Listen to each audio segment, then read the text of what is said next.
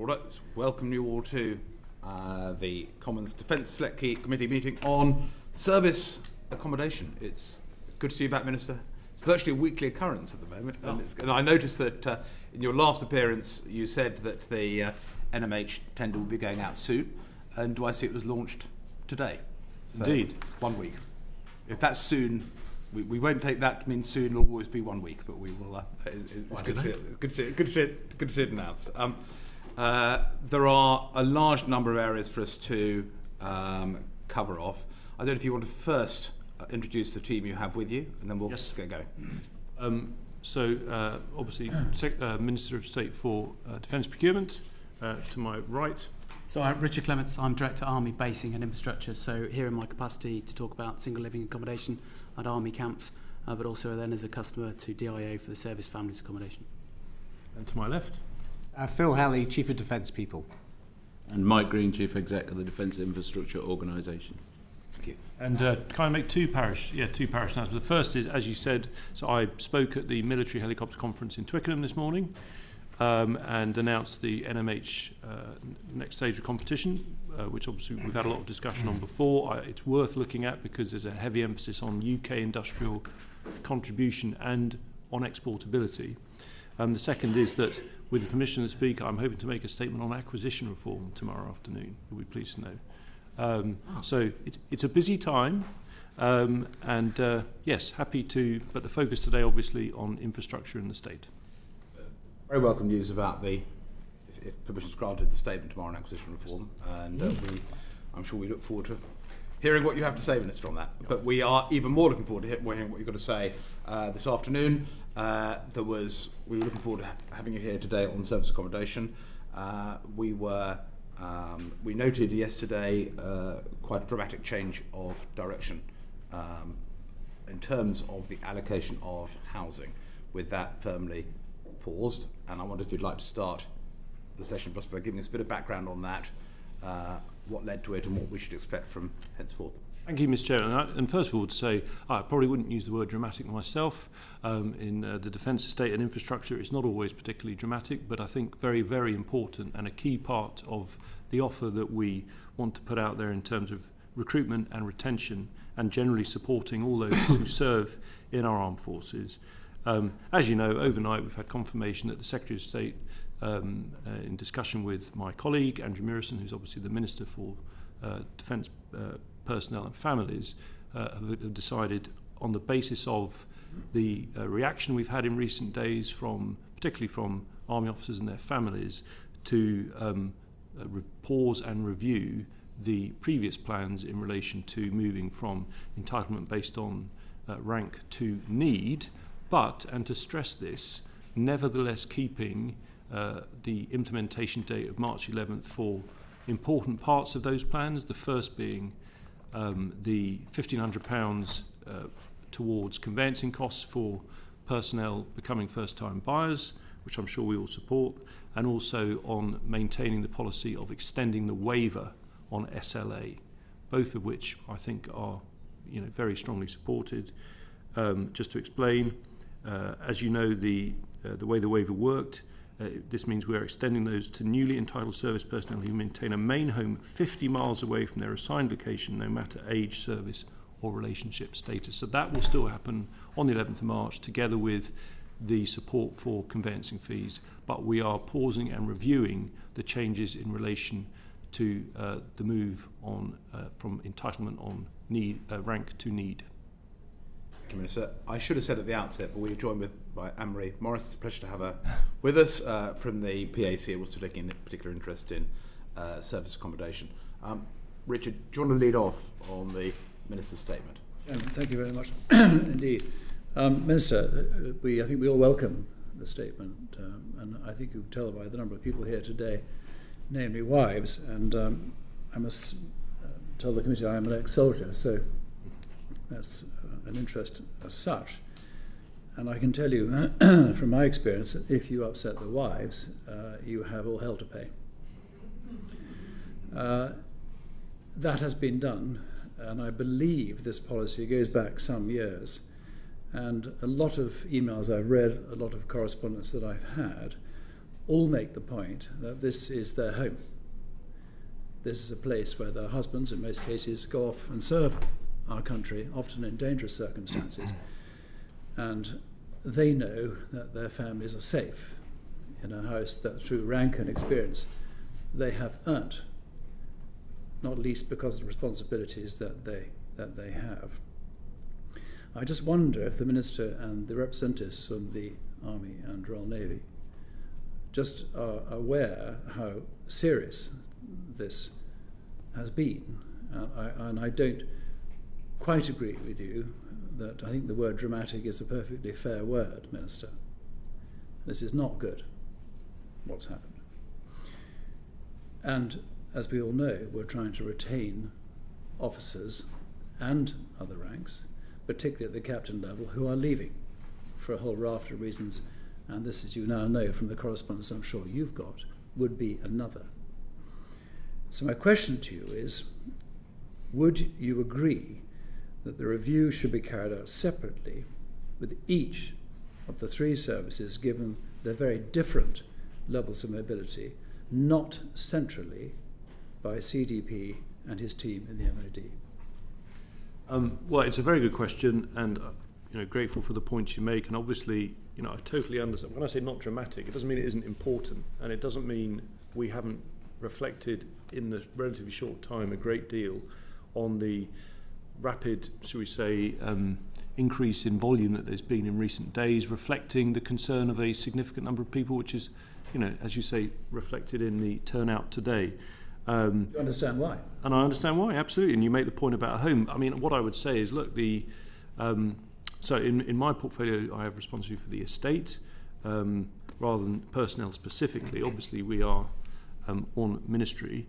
The point being that I've visited a whole range of estates. I always ask to see not just, if you like, the average accommodation, but the very worst, because when I first visited, it was all posted in the chat on social media. I bet they didn't take him to whichever block is in a terrible state. And they did. I made sure they did. I always do.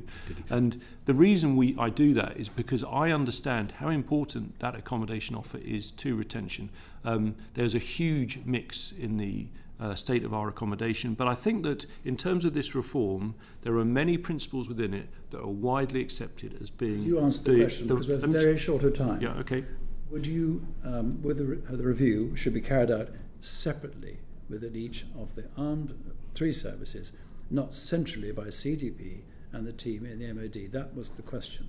We'll come to other issues about housing, I'm sure, later.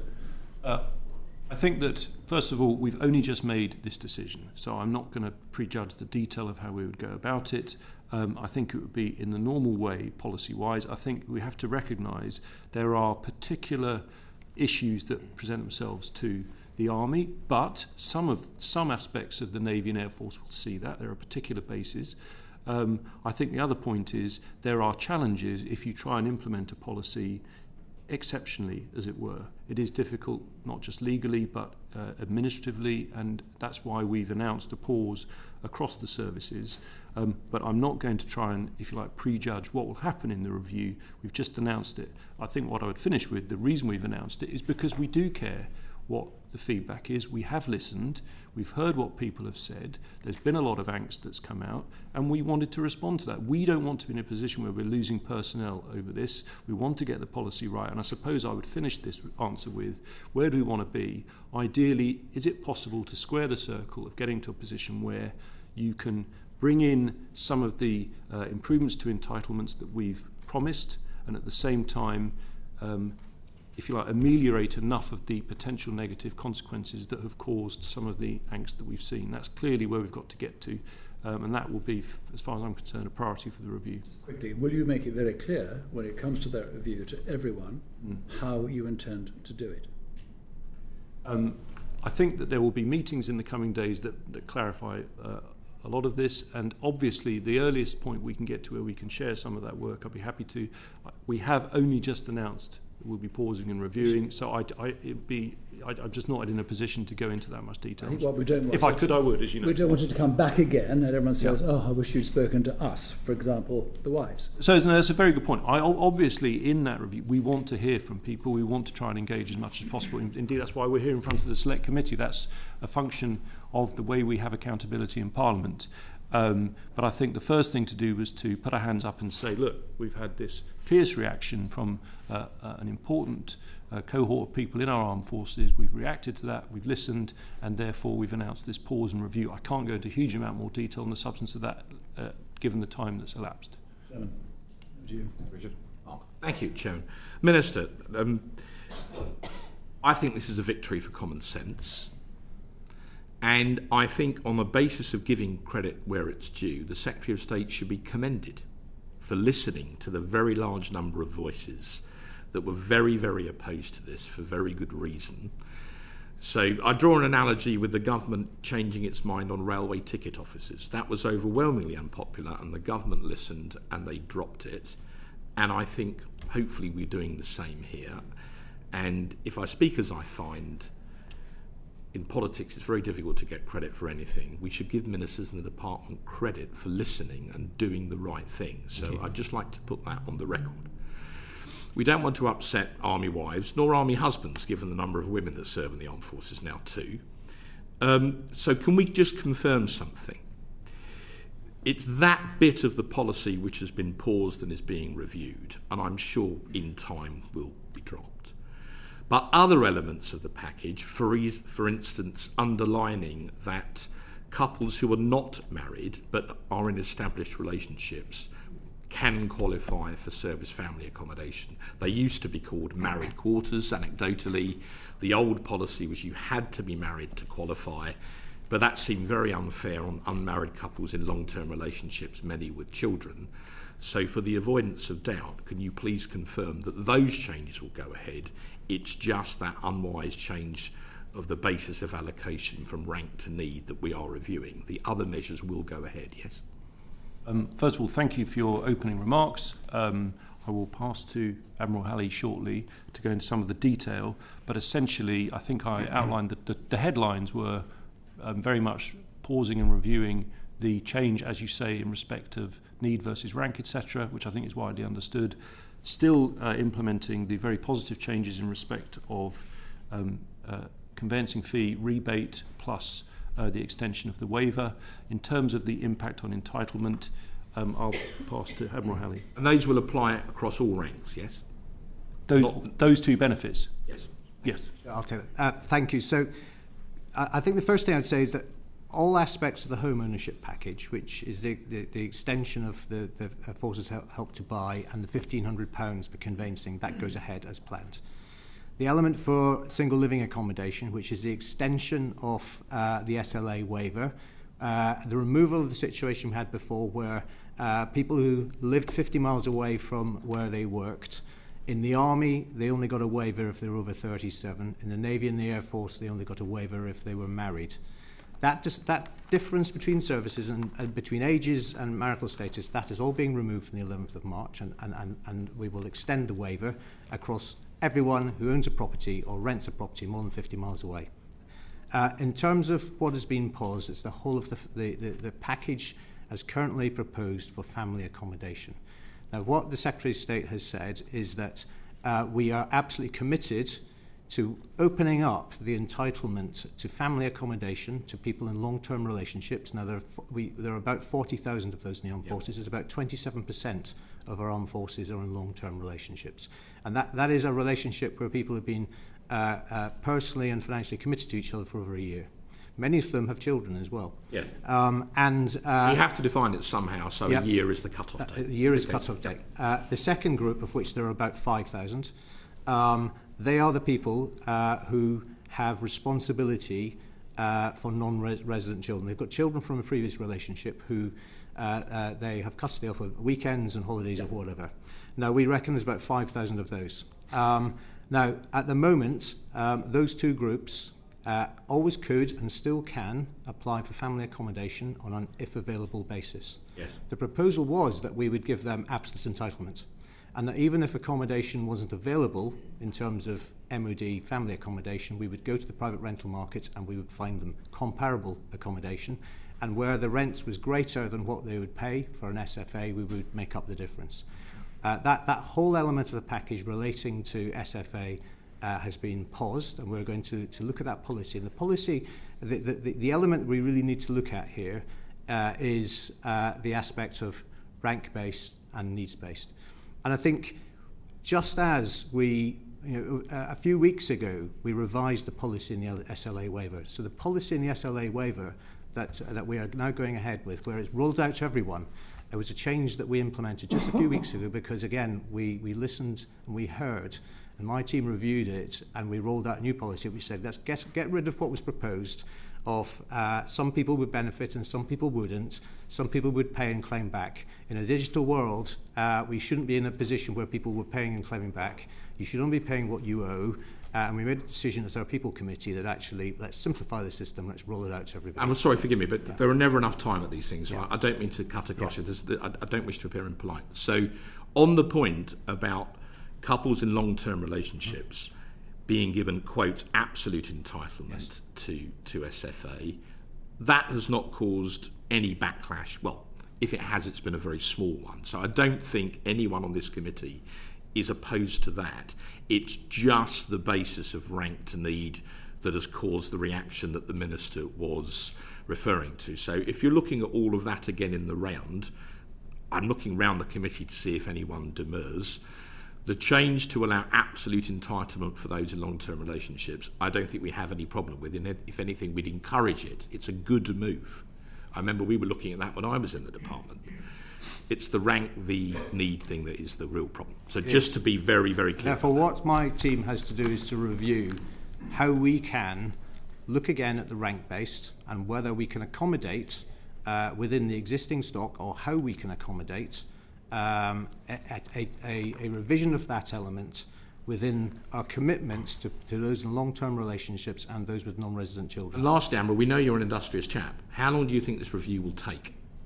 That's the conversation that's going to be happening in the next couple of days. So I can't answer that at the moment.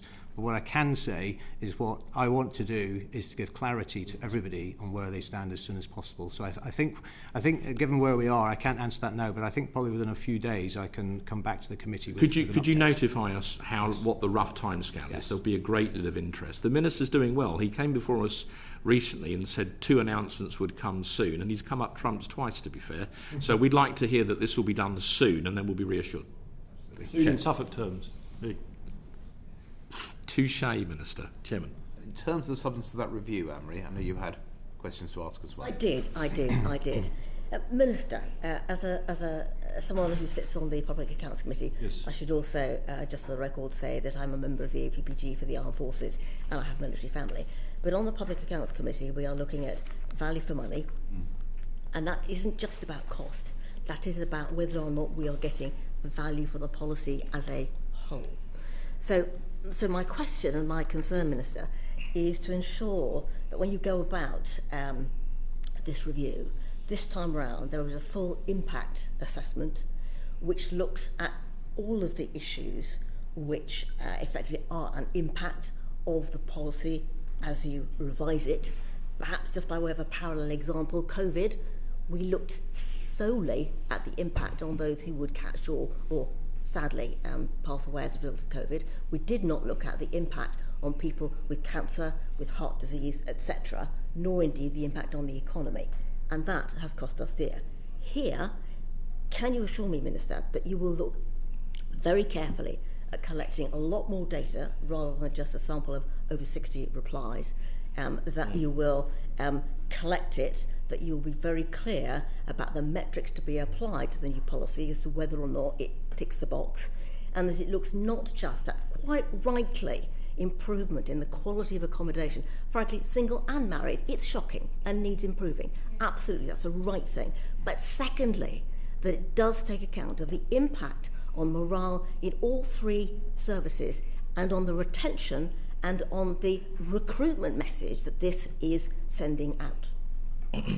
In your impact assessment, I must, I'm afraid, reinforce the points that my colleagues have made with regard to the importance of looking at this from the perspective of all three forces. I hear what you say. It is clearly simpler, and it must seem fairer to look at the three forces differently, the same. But the reality is that the army in particular usually is a 2 or 3 year rotation, and the family goes to, not always, but mostly.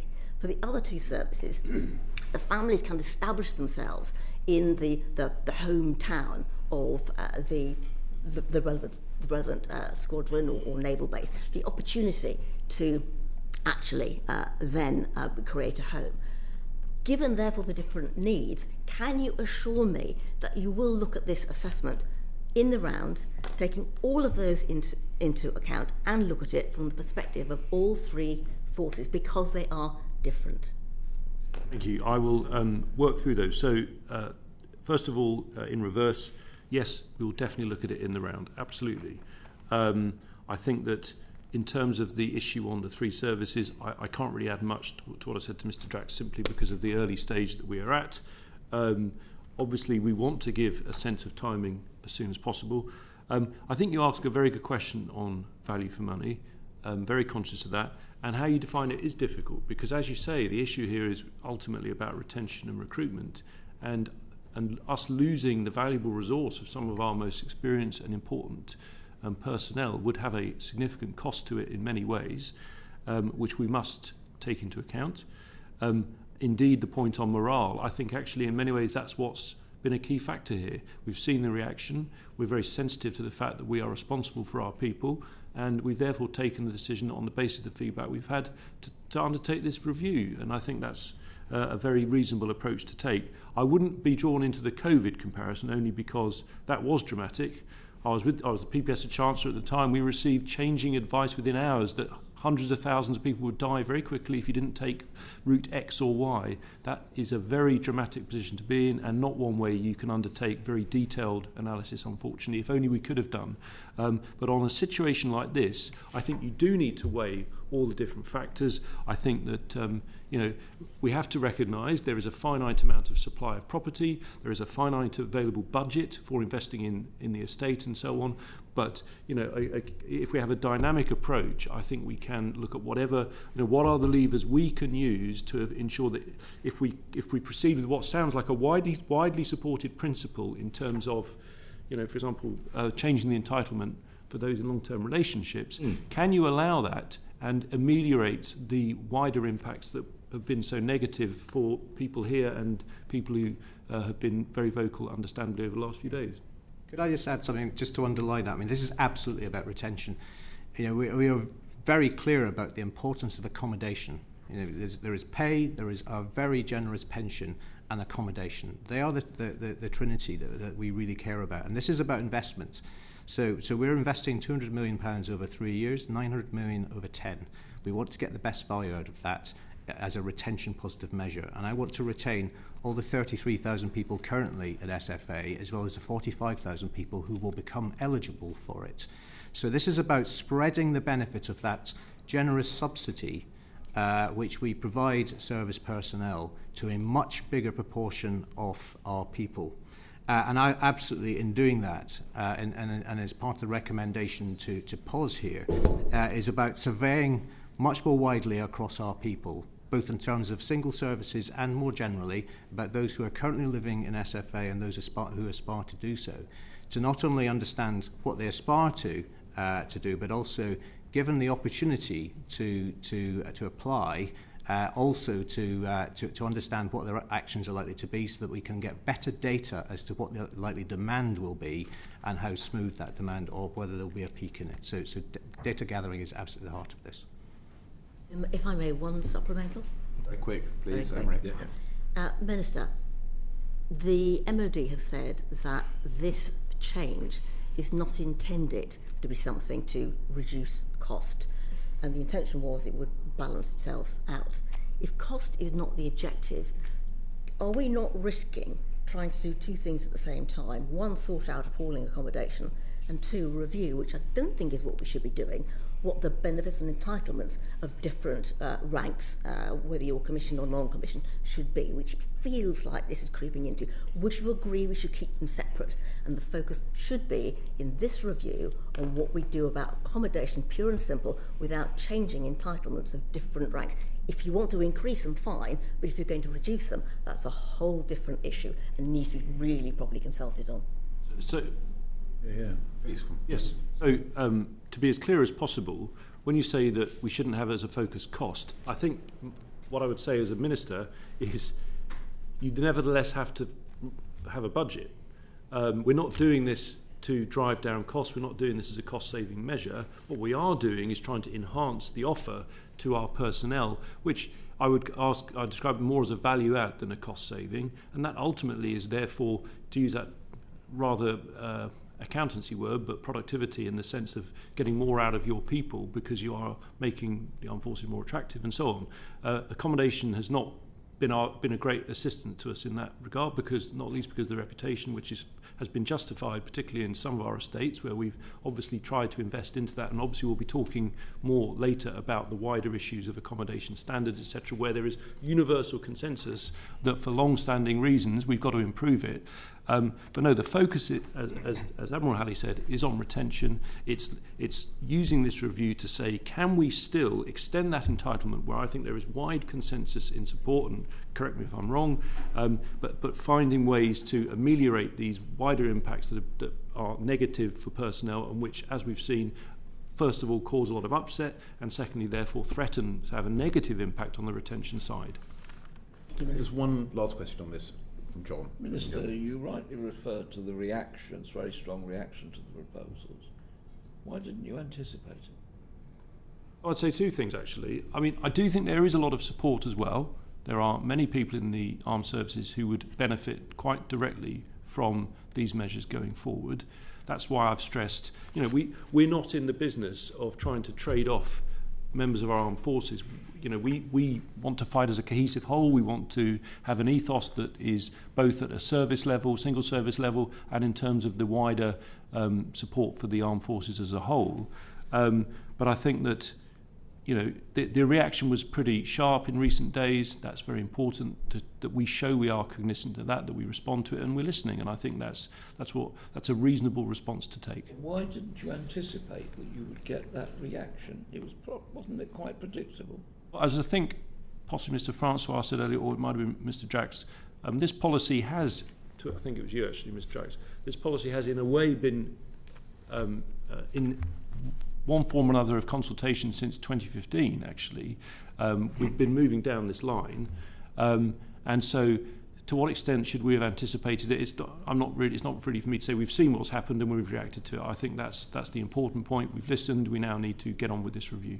Could I add just something to that, Minister? Yeah. I mean, when we did the engagement several years ago, and actually in one of our surveys we had 24,000 responses, and then we did the further qualitative engagement through what was the FAM pilot. It did become clear to us that actually different sections of the armed forces community had different views as to the relative positivity to them as a group. And what was clear that actually middle and senior ranking officers were less positive. And it was as a direct result of that work that we put in place the 3 years of transitional protection. And we put in place the opportunity for people to apply for one-up in terms of bedroom size to their entitlements. And we actually worked in recent weeks to also have a policy for two-up and to have other caveats in there. I think what we were surprised about was actually that was very much aimed at providing reassurance to a group that we knew needed reassurance. And I think what we've seen over recent weeks is that has not reassured them, and that will be obviously a key part for the review. Less positive may go down in the political lexicon. Yeah.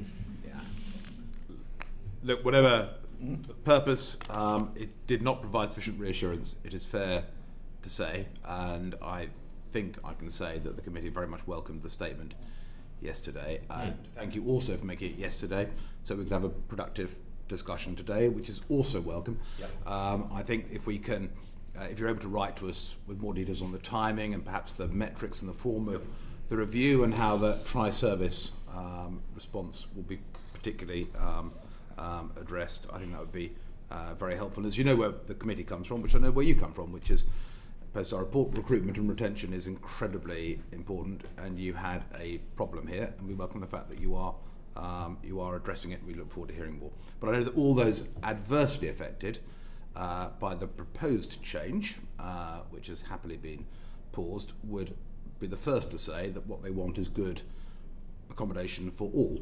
And that is what we're going to move on to now. We've got a lot more ground to cover. There is going to be, so we'll move on to other issues. If people, having heard the first bit of the session, want to depart, they're more than welcome to do so. But if so, please do so now, so that we're not, out of courtesy to the Minister, we don't have people moving around whilst he's answering questions. But we'll still be discussing accommodation, I think. We will still be on accommodation. So you're all very welcome to stay. And indeed, most people want to, which is great. We're going to start off with, for the next batch, on the FDIS contracts and their performance. Mark, over to you to lead off. Thank you, Chair. On that topic, Admiral, you and I have discussed in the past why people leave. It's an amalgam of reasons.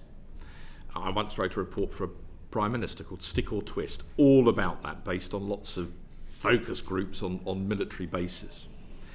But it seems in recent years, poor accommodation is becoming more of a driver of why people leave than it was a few years ago. And to evidence that, you talked about surveying people, rightly. We have the Armed Forces Continuous Attitude Survey, or AFCAS as it's known, and there's a family version called FAMCAS and a reserves version called a RESCAS for completeness. The last AFCAS, so this is service personnel, June 23, so another one is due relatively shortly.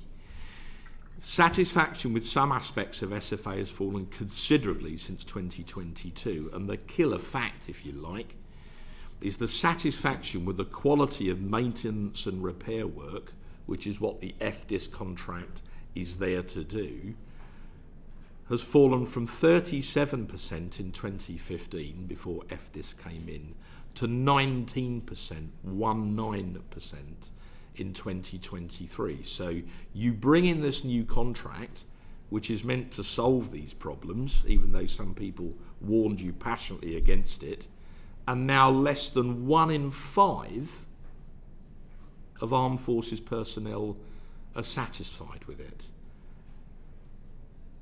How on earth has this been allowed to happen? Minister.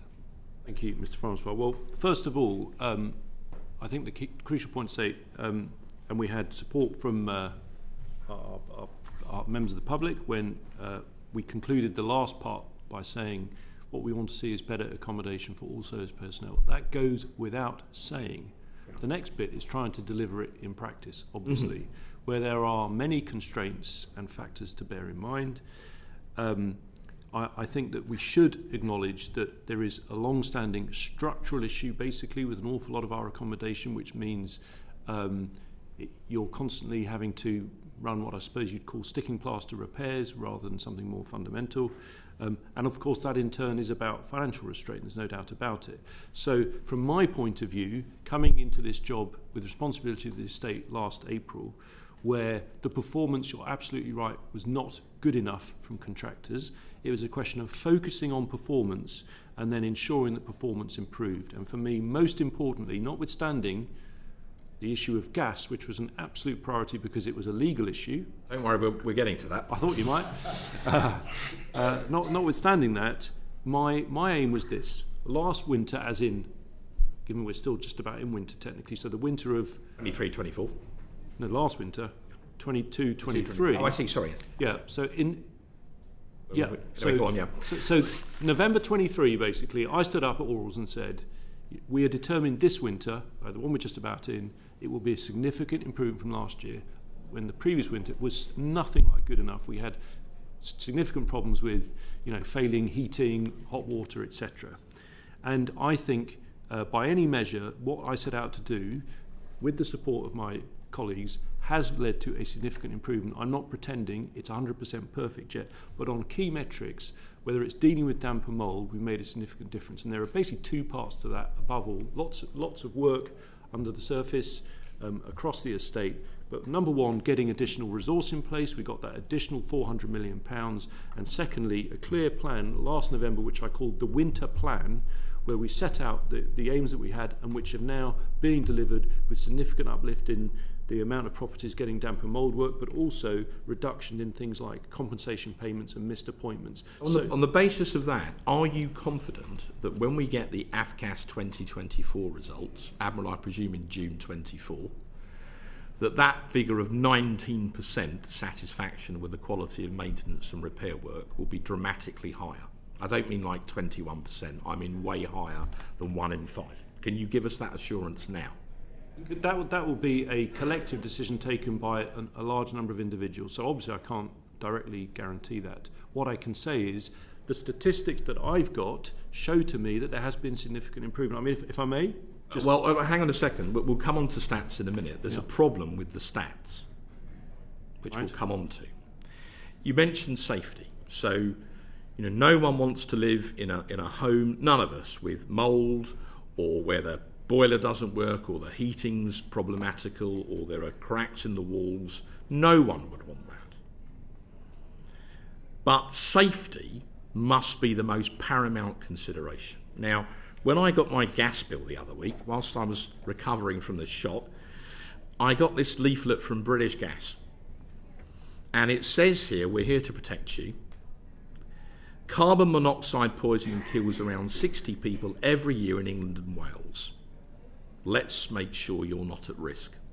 It then says, get regular gas safety checks. A gas safe registered engineer can spot problems before they become dangerous. Get appliances and flues checked once a year and you'll sleep easy knowing you and your loved ones are safe. Can't see anyone disagreeing with that. And yet we know that with the transition to FDIS, there was a massive problem about gas safety checks. Now, on the 21st of June last year, we had a hearing as part of our inquiry into procurement. Yes. I was chairing that day. I mean, and you were giving evidence. We can't fault you on your productivity, Minister. And this was no pun intended, this story was running hot in the media. And you said that this was a really serious issue and you would write to us with the latest stats. You then wrote to us on the 31st of July and you assured us that there was no gas safety certificate that was longer than 6 months overdue. And then on the 17th of August, you wrote to us again and corrected your own letter. And on the 17th of August 2023, you said that whereas in July we were assured that there were no gas certificates more than that were 12 months out of date, actually the real number was 29 of them. So in 29 cases, we had service quarters where they hadn't had a gas safety certificate for over a year. Now, what this committee wants to know is, and by the way, for the avoidance of doubt, no one who knows you is suggesting for a nanosecond that you deliberately misled a parliamentary committee. Let's stop any hairs running there, but somebody did. Somebody gave you a letter that you signed in good faith with a bunch of statistics which turned out to be completely erroneous about the safety of our armed forces personnel and their loved ones. Who gave you that erroneous information? Right, well, if I may just address this, because it's a very important point. It is. First of all, and I'm happy to come back to the wider point on gas because this is incredibly important. I think there is a big difference between writing a letter with figures which turn out there was a mistake and that you then write at the first opportunity to clarify and confirm that to misleading. There's a big difference between the two. The second letter was to correct the first. Yes. I'm sorry that happened. It was an error. What we want to know is who was responsible for the error. I mean, you signed it in good faith. Yeah. Ms. Farrell, it is an error, not being misleading. Just to be clear, there is a big difference between the two. I put it to you, Minister, that there were some officials, either in the department and or the DIO, who were so embarrassed by the media pounding they were getting, quite rightly, that they wrote a letter which played down the extent of the problem, which you then had to write and correct, 2.5 weeks later. You don't have to be the most cynical man on God's earth to believe that someone in the bowels of the organisation gave you duff information because they didn't want the truth at that time to emerge. And I'm prepared to believe that when you found that out in private, you were climbing the walls. Oh. And the reason is because I believe a mistake was made. It's as simple as that. I do believe that. I've got no evidence to believe the sort of, how can I put it, basically nefarious sort of motive you're describing.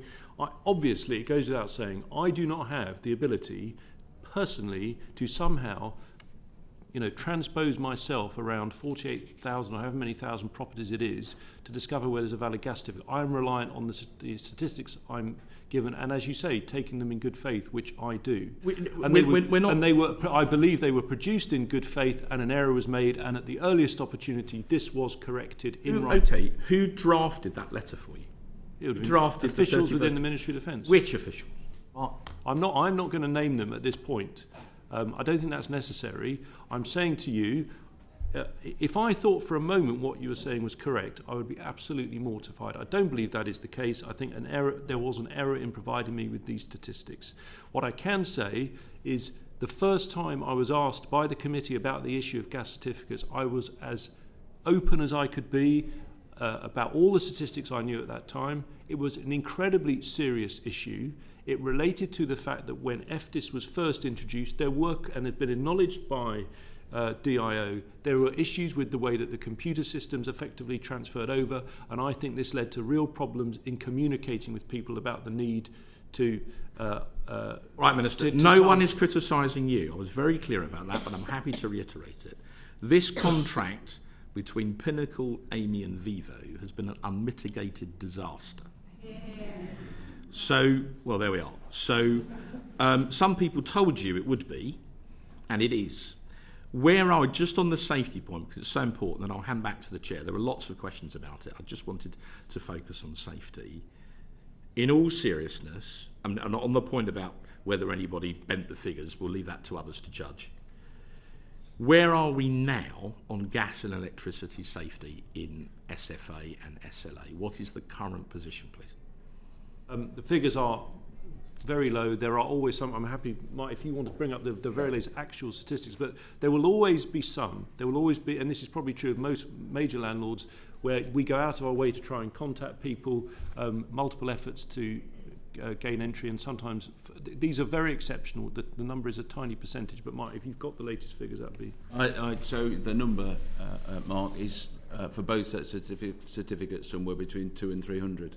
And the other thing I'll say is all of those properties we have attempted to enter twice. Okay, 200 and 300, that's still a big number between to me. 2 and 300. I mean, one's a big number. So how out of date are those certificates?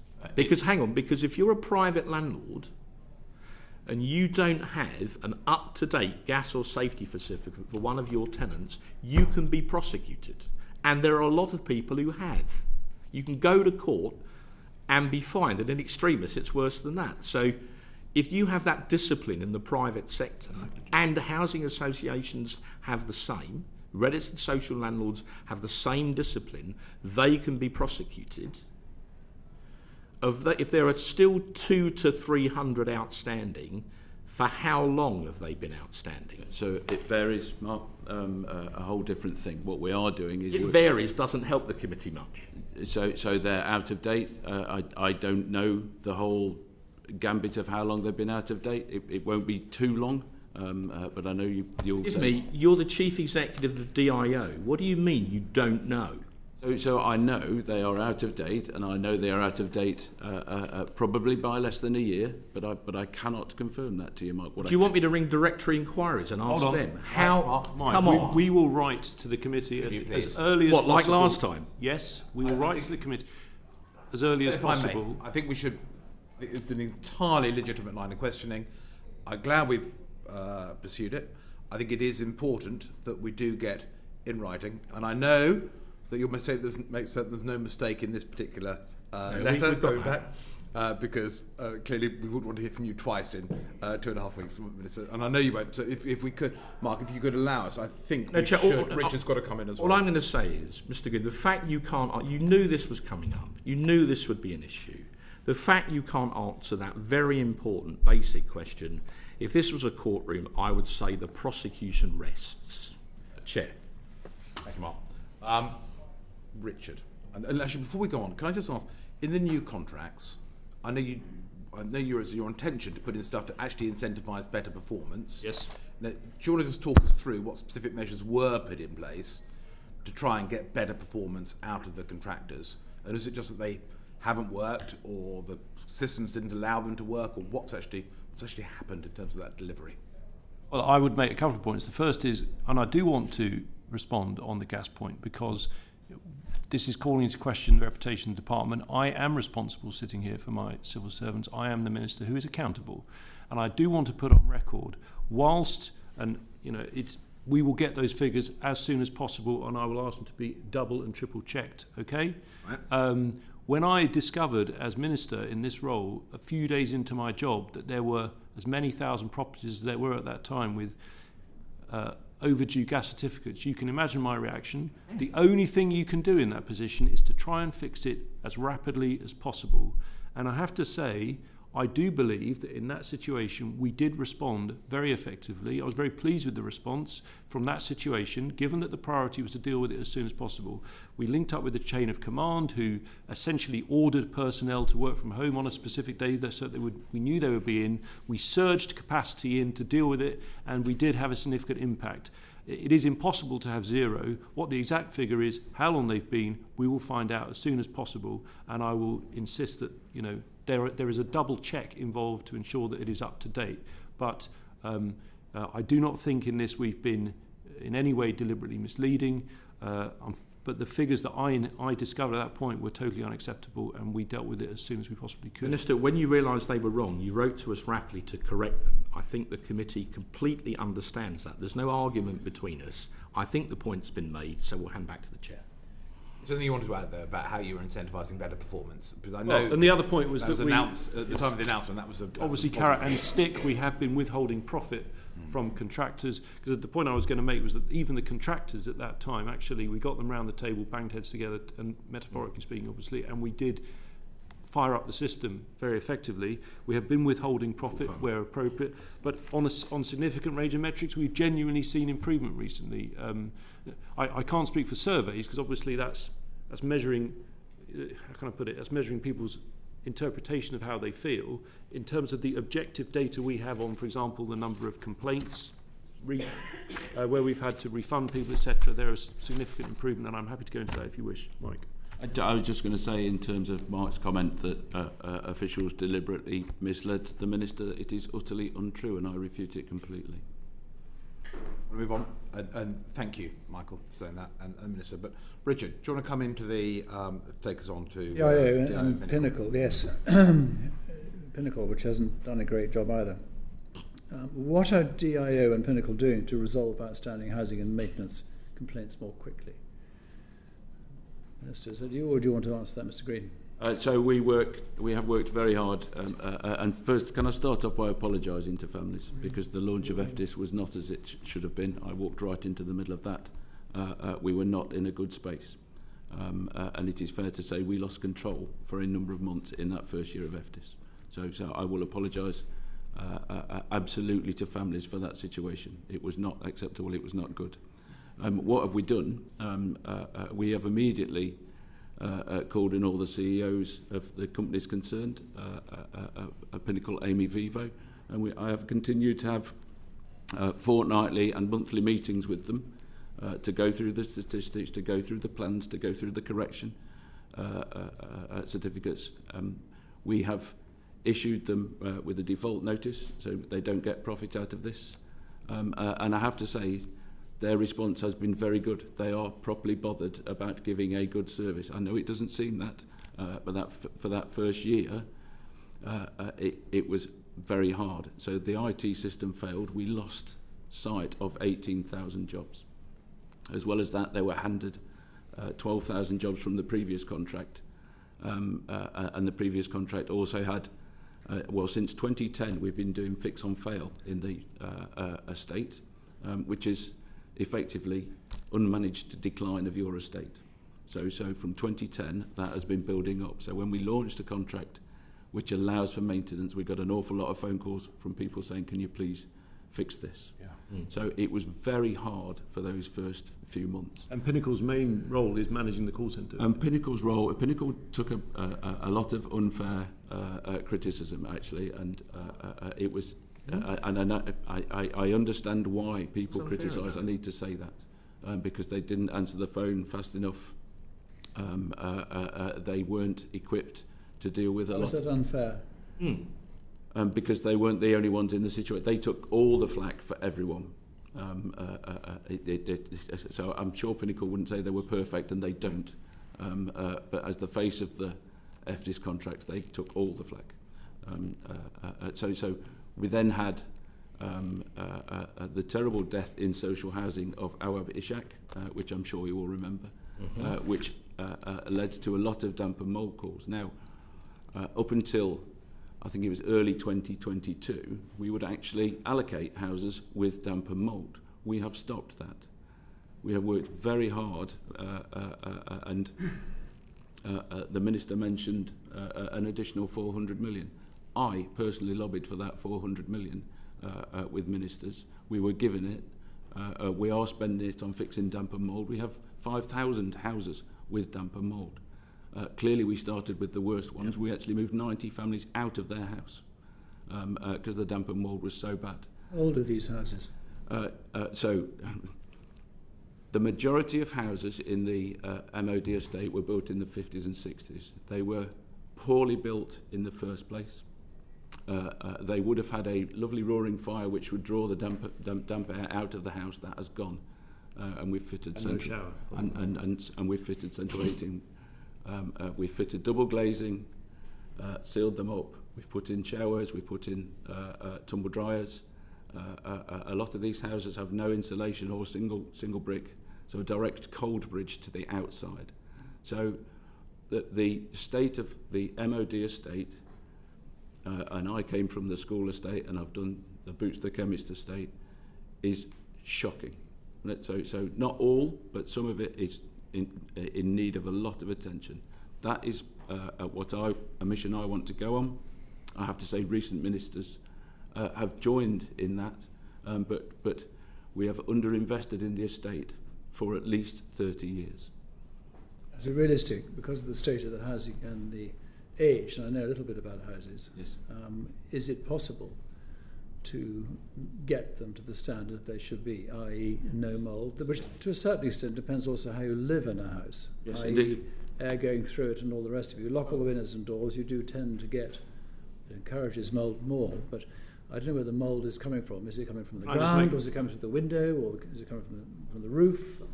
Is it how the house is leaking? If I say that, I mean, look, I don't know about yours, in my constituency, a new build is about 1,500. So the fact they're built in the 50s doesn't necessarily mean that that in itself means they're going to be good or bad. It is this structural issue which comes up time and time again. And what I can confirm is we've made a huge amount of progress in our winter plan on damp and mould. I mean, that's the key thing. You asked, can we deal with it? The issue, I suppose the point is we are having to address it in terms of fixing the problem. I wouldn't quite use the word sticking plaster. It varies. Some of the jobs, we've had thousands of what we call remedial jobs, which is sort of a basic treatment, isn't it? And then there'll be others where it's more fundamental interventions. But arguably, in an ideal world, obviously you'd want to be rebuilding as much of that as possible, but it's just not practically deliverable in the timescale. And I think it just underlines the point, the constant issue we have, it goes back to Mr. Francois' point, because of safety, and that's damp and mould is a safety issue, you're constantly having to prioritise and focus, and that's where your resources go. But I'm happy if at any point, if you wish, to show some of the statistics that I think have shown the improvement since last winter in performance. As Mr. Green just said, he was still shocked. I'm just wondering, on the rebuild programme, you talk about rebuilding, that is one solution. How much rebuilding is going on? Well, obviously, we have treated something like over 3,000 houses this year for damp and mould. Now, how much rebuilding is going on? Very little rebuilding. That won't be rebuilding, that'll be remediation of existing property. I'm asking rebuilding, so you have houses that meet proper modern standards. So I estimate probably 2/3 of the estate needs rebuilding. Just moving on, because obviously we dwell on this, should the MOD consider bringing back housing officers back in-house to manage these issues? Well, Hally, I think probably. Sorry, Richard. Can I, before you say, it's wonderful to have an audience for the Select Committee, and you're the politest lobby we've ever seen in Parliament. But some quiet, please. We've got to allow the panel to focus on their answers. So, not being discourteous, but no one better, Chairman, to air their views than those who are living it right now. But I totally accept your point. I'm sure they do. So, if I may. Yes. So, yes. So first of all, I live in a quarter. Or not? Sorry? Bring them back or not? Can I get on to that if I may? So I live in a quarter. I've lived in 14 in my 26 years of marriage. I live this, and I'm the only person sat around this table who has lived this, I think, in that respect. Okay. So, and I'm also the Army customer to DIO, who deliver the quarters on our behalf. And we're actively engaged in working closely and collaboratively with DIO and with the industry partners to make sure that the voices you've heard, Mr. Quinn, here are represented there. So I think there's a disparity here between the performance indicators, which are absolutely improving and have improved. And I think where we were a year ago and where we are today, there is an enormous difference, and we'll give you some of that evidence to explain that is proven. The difference, the challenge here is how it feels. With years of conscious decisions over how we were going to prioritise our funding, and the previous contract, which wasn't good, we are here at the moment trying to rectify a poor position with a contract which Mr. Green has already acknowledged did not work well earlier on, but we've got it back on track. Now, that still doesn't feel perfect yet because of the trust, and it takes time to build confidence, so we are heading in the right direction. I also think that with the contract that we've got, we should use the contract. It's there to deliver something, and if it's not performing, then we hold those industry partners to account, which, again, DIO are doing really rigorously. So I think we've got to be really careful here of bringing back housing colonels bringing back housing officers would appear to be a simple solution. We do have military housing liaison officers. We have 11 of those throughout the whole of the UK. We have a chain of command which we use. 11 throughout the whole of the UK. 11 the whole of the UK who are there to monitor and support. They're not there to run the estate. We have a contractor to do that. Houses for 11 people, isn't it? I appreciate that, but what I would say is that there is a system of complaints, and when I do go around and talk to people and visit, we actively encourage people to complain and actively encourage people to report faults, which they must do. So no to housing officers? That's not what I said. Sorry. You did say yes, that. I did say that. So yes, I think that's a fair counter. What I would say is let's make the contract work. That's what we need to do, rather than necessarily find a solution. If the contract doesn't work, and it's proven not to for many years, where do you go from there? One at a time, Mark. Where do you go from there? So what I would say is that we do. Because then it's not working, is it? Well, no, I would contend that is not necessarily the case. Statistically, it's shown that it isn't. The point I'm making and the reaction you're getting in this room is because of trust has been broken in the past. And how about your own personal experience? You've said you lived in an army yes, all your military career. Have you had problems? Yes, so I've shared the experience that other people in this room have had of a bucket in a bedroom dealing with a drip. Yes, I've had that. But what I can say on that is force the system to try and make it work, and it can be quite difficult. It was difficult a year ago. It is better now. Right. When will the promised Home Hub portal be made available to enable families to track jobs and book their own appointments online? The promised Home Hub is in development. We need to collect data to enable that. So I would guess around about a year, but at the moment we're trying to fix the problems that are in front of us to enable us to do that. When do you start looking at introducing this initiative? How long ago? We started it as part of the introduction of FDIS, but as I've already said, we had other things to focus on for the first year of FDIS. We are now slowly turning our attention to doing things better in the future.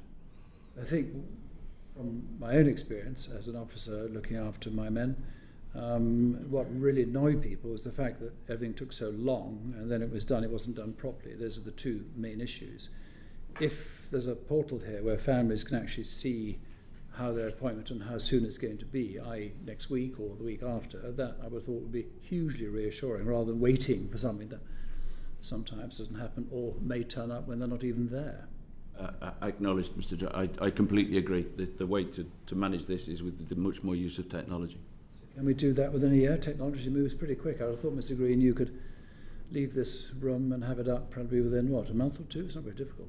It is quite complicated. We have people working on it. I'm happy to write and tell you the progress because... Your colleague is nodding. Okay, fine. I'll hand back to you, Chairman. Thank you, Richard. Gavin. Thank you very much, Chair, and good afternoon, gentlemen. Major General Clements, you mentioned about making the contract work. I'm going to ask the Minister in a moment about the statement that he made in November and the winter preparedness that he outlined effectively at that time. Are you aware whether that statement, when it was made in November, was making a contract work or it was at an additional cost? Really sorry, I'm not quite sure I understand what you're getting at there. So winter 2022-23 was a difficult time. It was. Difficult time for a lot of service families, potentially including yourself, and the consequence of a failure to maintain properties well enough. Bad weather comes, people understand that bad weather comes, but when systems have not been maintained satisfactorily, then pressure starts to show. And the Minister outlined a different level of preparedness November just passed for the winter of 23-24. Now you've indicated in Talk on Trust that we need to make the contracts work. So my question to you is, when the Minister announced the increased winter preparedness in November of 2023, was that making a contract work, or was that a recognition that what was within the contract was insufficient and additional resource was required? So I think it's probably neither, and that's probably not a terribly helpful answer. I think genuinely we are, but the point I'm trying to make earlier on and in response to your question now is that we're in a much better place. Is there enough resource to do that is a separate question. What we've got, what was really acknowledged and learned... I'm not sure that I quite follow that because you've talked about trust. Yes, I do. And trust being the part of the element that really needs work upon. Now, you've indicated in answers to the questions, and winter gets mixed in with this, but it's about preparedness, that we should make contracts work. And now you're saying something quite different, that irrespective of the contract we have, this is about resource, this is about capacity, and all the rest. So which is it? The additional elements which we can I come in? Yeah, I do want to ask you, Minister, maybe you want to... I think what you're getting at is, so obviously you've got the existing FDIS contract, right? And then we put in place additional resource to go further on addressing these core issues like damp and mould. That money was made available July 23. We then set about putting in place the contractors, etc. And in November, coming into winter, and particularly to reassure families, given their experience the previous winter, I set out specific goals that we wanted to achieve over that winter. Now, there's two parts to that. The first is that internally in DIO, they set up this bronze, silver, gold command structure to deal with severe storms. And of course, we had, I think, correct me if I'm wrong, 9 alphabetical storms. We've had 10, sorry. So it's been pretty stormy, and there's been a lot of call for that. But in terms of the additional funding for damp and mould, for new heating systems and so on, we set specific targets which have by and large been delivered, and we are on our way to delivering. For example, we promised 4,000 properties would receive support over damp and mould. We are up to just under 2,500, with another 800 to be done before the end of the financial year, and another 700 to take us up to 4,000 early in the next financial year. So we are making progress. So I do want to be quite specific about this because it is the detail that matters. Yes. Because winter, 2 winters ago, 2 Novembers ago, worse than what occurred. That's not to take away from the fact that you did put in additional resource, but it was additional resource at additional cost. There was an increase of 55% in call handlers. There was additional resource required for the provision of out-of-hours response maintenance or folks that could help fix issues when they arose. Those were both additional costs, isn't that right?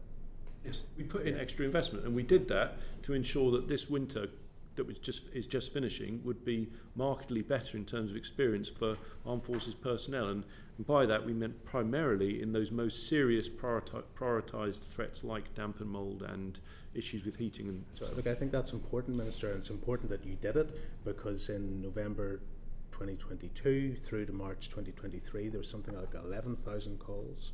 That's 11,000 calls where families are saying our heating's not working.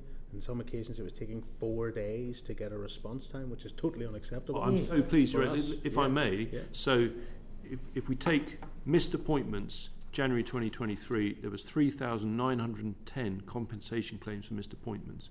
January this year, 1,317.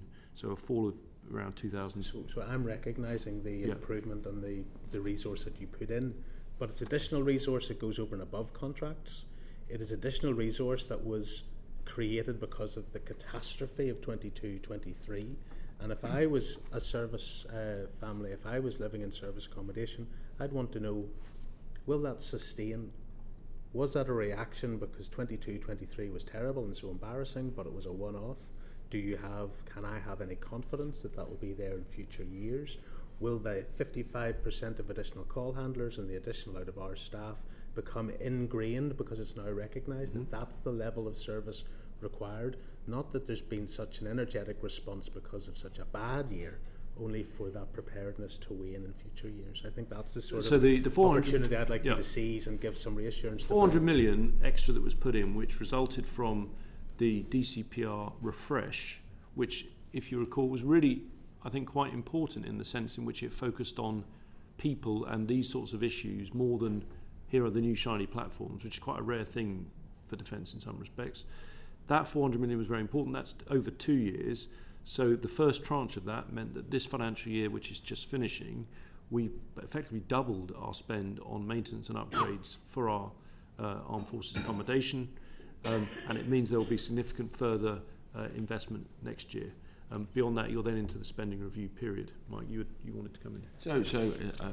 Thank you, Mr. Robinson. So you are right. In that previous winter, we had something like 12,000 heating and cooking systems fail. I will come back to that is down to that is an extraordinary number of failures in old equipment that we need to replace. So this year with the winter planning, we put a lot of thought into making sure we had stock, making sure we tested systems, making sure we had plans for storms and specific cold, and making sure we had more people. That previous winter was very difficult coming out of, because it wasn't just us, it was British Gas, it was everyone was suffering trying to get hold of people. We've sorted that out. In getting out of the situation we got ourselves into, tradespeople were very rare in that period. I think we lost 250,000 tradespeople through Brexit. So it was quite hard to do that. We have now secured those resources, and I think your question is it the same going forward? Yes, we are committed going forward that will not happen again. Thank you. Thank you, Gavin. Derek, do you want to take this? Thank you, Chair. Can I just be clear? I may have misheard. When you said a statement that up until 2022, houses have still been allocated with damp and mould in. In fact, you quoted 5,000, I think, as well during your answer. Are we sure, as of today, that no family has been allocated a property, in other words, are moving into a property that's got damp and mould in? Yes. So it's not a single family today, as we speak today, will be moved. So the policy is we will not allocate a house. A single house, right? To a family that has damp and mould. Right. So that is the policy. Okay. And who knew in 2022 that properties have been allocated with damp and mould in them? Did that go up to ministers or heads of the services or the permanent secretary? Who knew at what level that I think families have been allocated properties? I think this has been the case for many decades. Yeah. What is used is a thing called the Decent Home Standard, which does allow for an amount of damp and mould when it's allocated. It's the same in social housing. Right. So I suspect that has been the case for a long time. So it was just a known fact in the department. I believe so, yes. Okay. And I think the more knowledge about the relationship between damp and mould and respiratory but diseases. as of today, no family is moving into a house with damp and mould. Absolutely, yes. That's what you're saying. Now that doesn't mean we don't have houses with damp okay. and mould, because there are issues which allow, as I've said, the state of the property, but also lifestyle issues, and also with energy. We get into condensation and all that as well. But that's Indeed, I understand that was Indeed, involving and housing. energy prices as But it's they okay. are. I just want to get on the record what you're saying. Okay, Yes, that's fine. If we come minister, we will come to the issue of the additional money which the command paper refresh referred to. Yep. So there was 220 million, which you I think indicated was allocated this year. So how much has that been spent of that additional 220 million to date? All of it.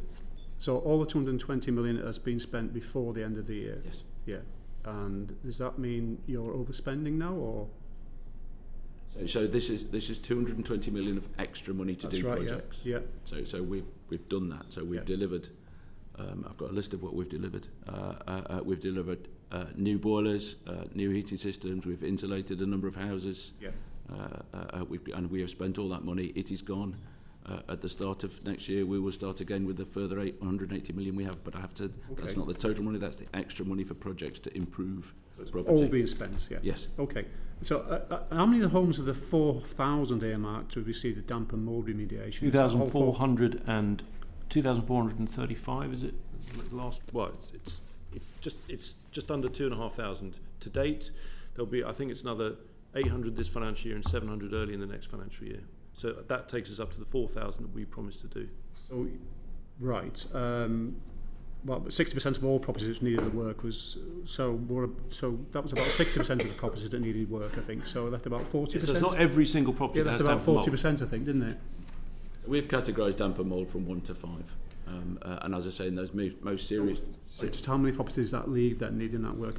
We have a figure of around about 40% left that needed that work. Is that? Well, it's slightly more complex. Right. We've categorised it from 1 to 5, and we've tried, and we've been to houses. In some cases, we've put in a permanent fix. In some cases, the condition or type of property means we know the mould will come back. So what we're doing is perhaps insulating the outside of the house. We are providing new double glazing, which will have a trickle vent. We would put in what I would call a competent extractor fan into the bathroom. So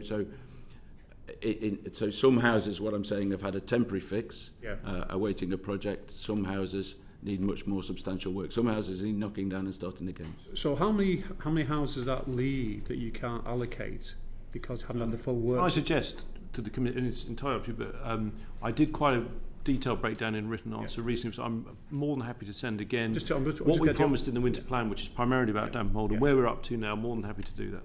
Yeah, okay. And out of the 1,000 void properties that received refurbishment, what's the situation with void properties? 202 completed so far. Out of the 1,000? Yes. Obviously, the others, the work's going on at the moment. Yeah, and when do you expect to have the 1,000 completed by? Within the next 4 weeks. So the By the end of the financial year. 700-800 will be finished in the next. Yes. Yeah. Okay. Right. Can I just go on to a general question? Because clearly we've focused very much on the condition of properties and the various problems regarding bringing them up to speed. But isn't a big problem that actually there just aren't enough properties, particularly the type that people need, that families need? Isn't that a big problem? Well, I mean, certainly, sitting here talking about some of the issues we did at the start of the session, if we could wave a wand and get thousands of extra homes in very quickly, it would make a lot of this a lot easier. Yeah. Obviously, we have... No, sorry, Miss, I know, because we focus a lot on maintenance and the condition of properties, but there's also the issue about the number of properties required and the difficulty in getting families allocated into properties that they really need and not having to make do. Yeah, but all I was saying, there's a huge mix of factors in that, right? Yeah. I mean, obviously, defence needs, it's well documented that every summer, particularly summer, there's a huge amount of movement in the estate, so you do need a significant number of properties which are empty, and, you know, what is the ideal number of that? You know, I suppose that's something we need to...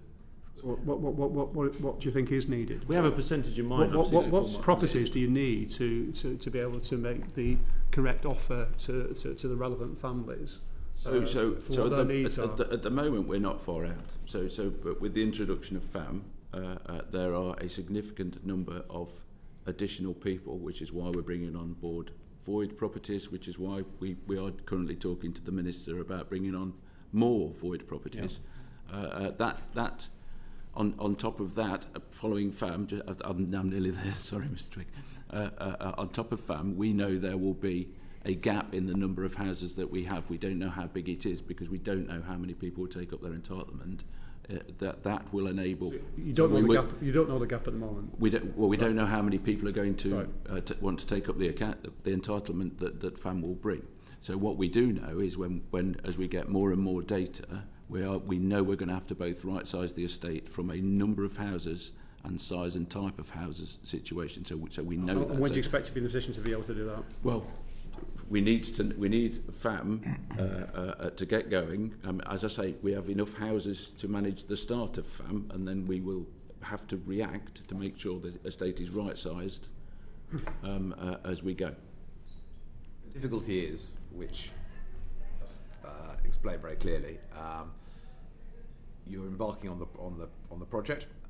You just don't know at this stage whether you'll be where there will be insufficient housing across the estate. Indeed, we have a cushion, Chair. So that's the 10% void that you normally maintain. So we brought on board 1,000 voids.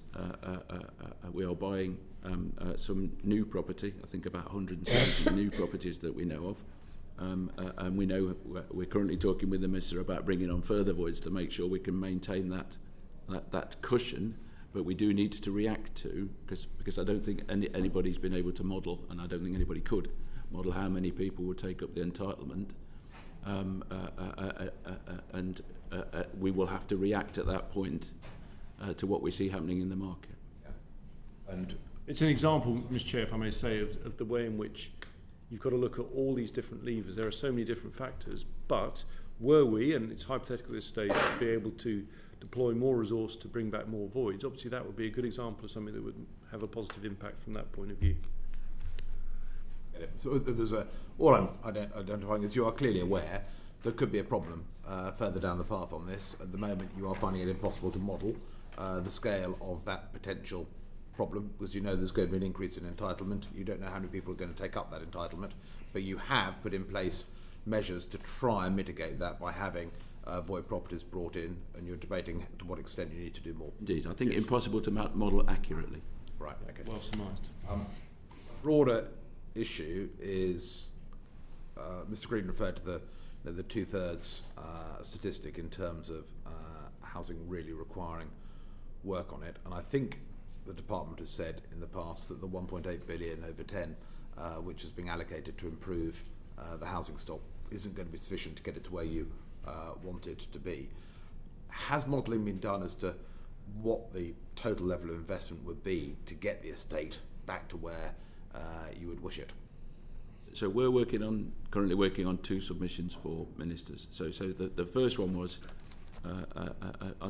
when I joined.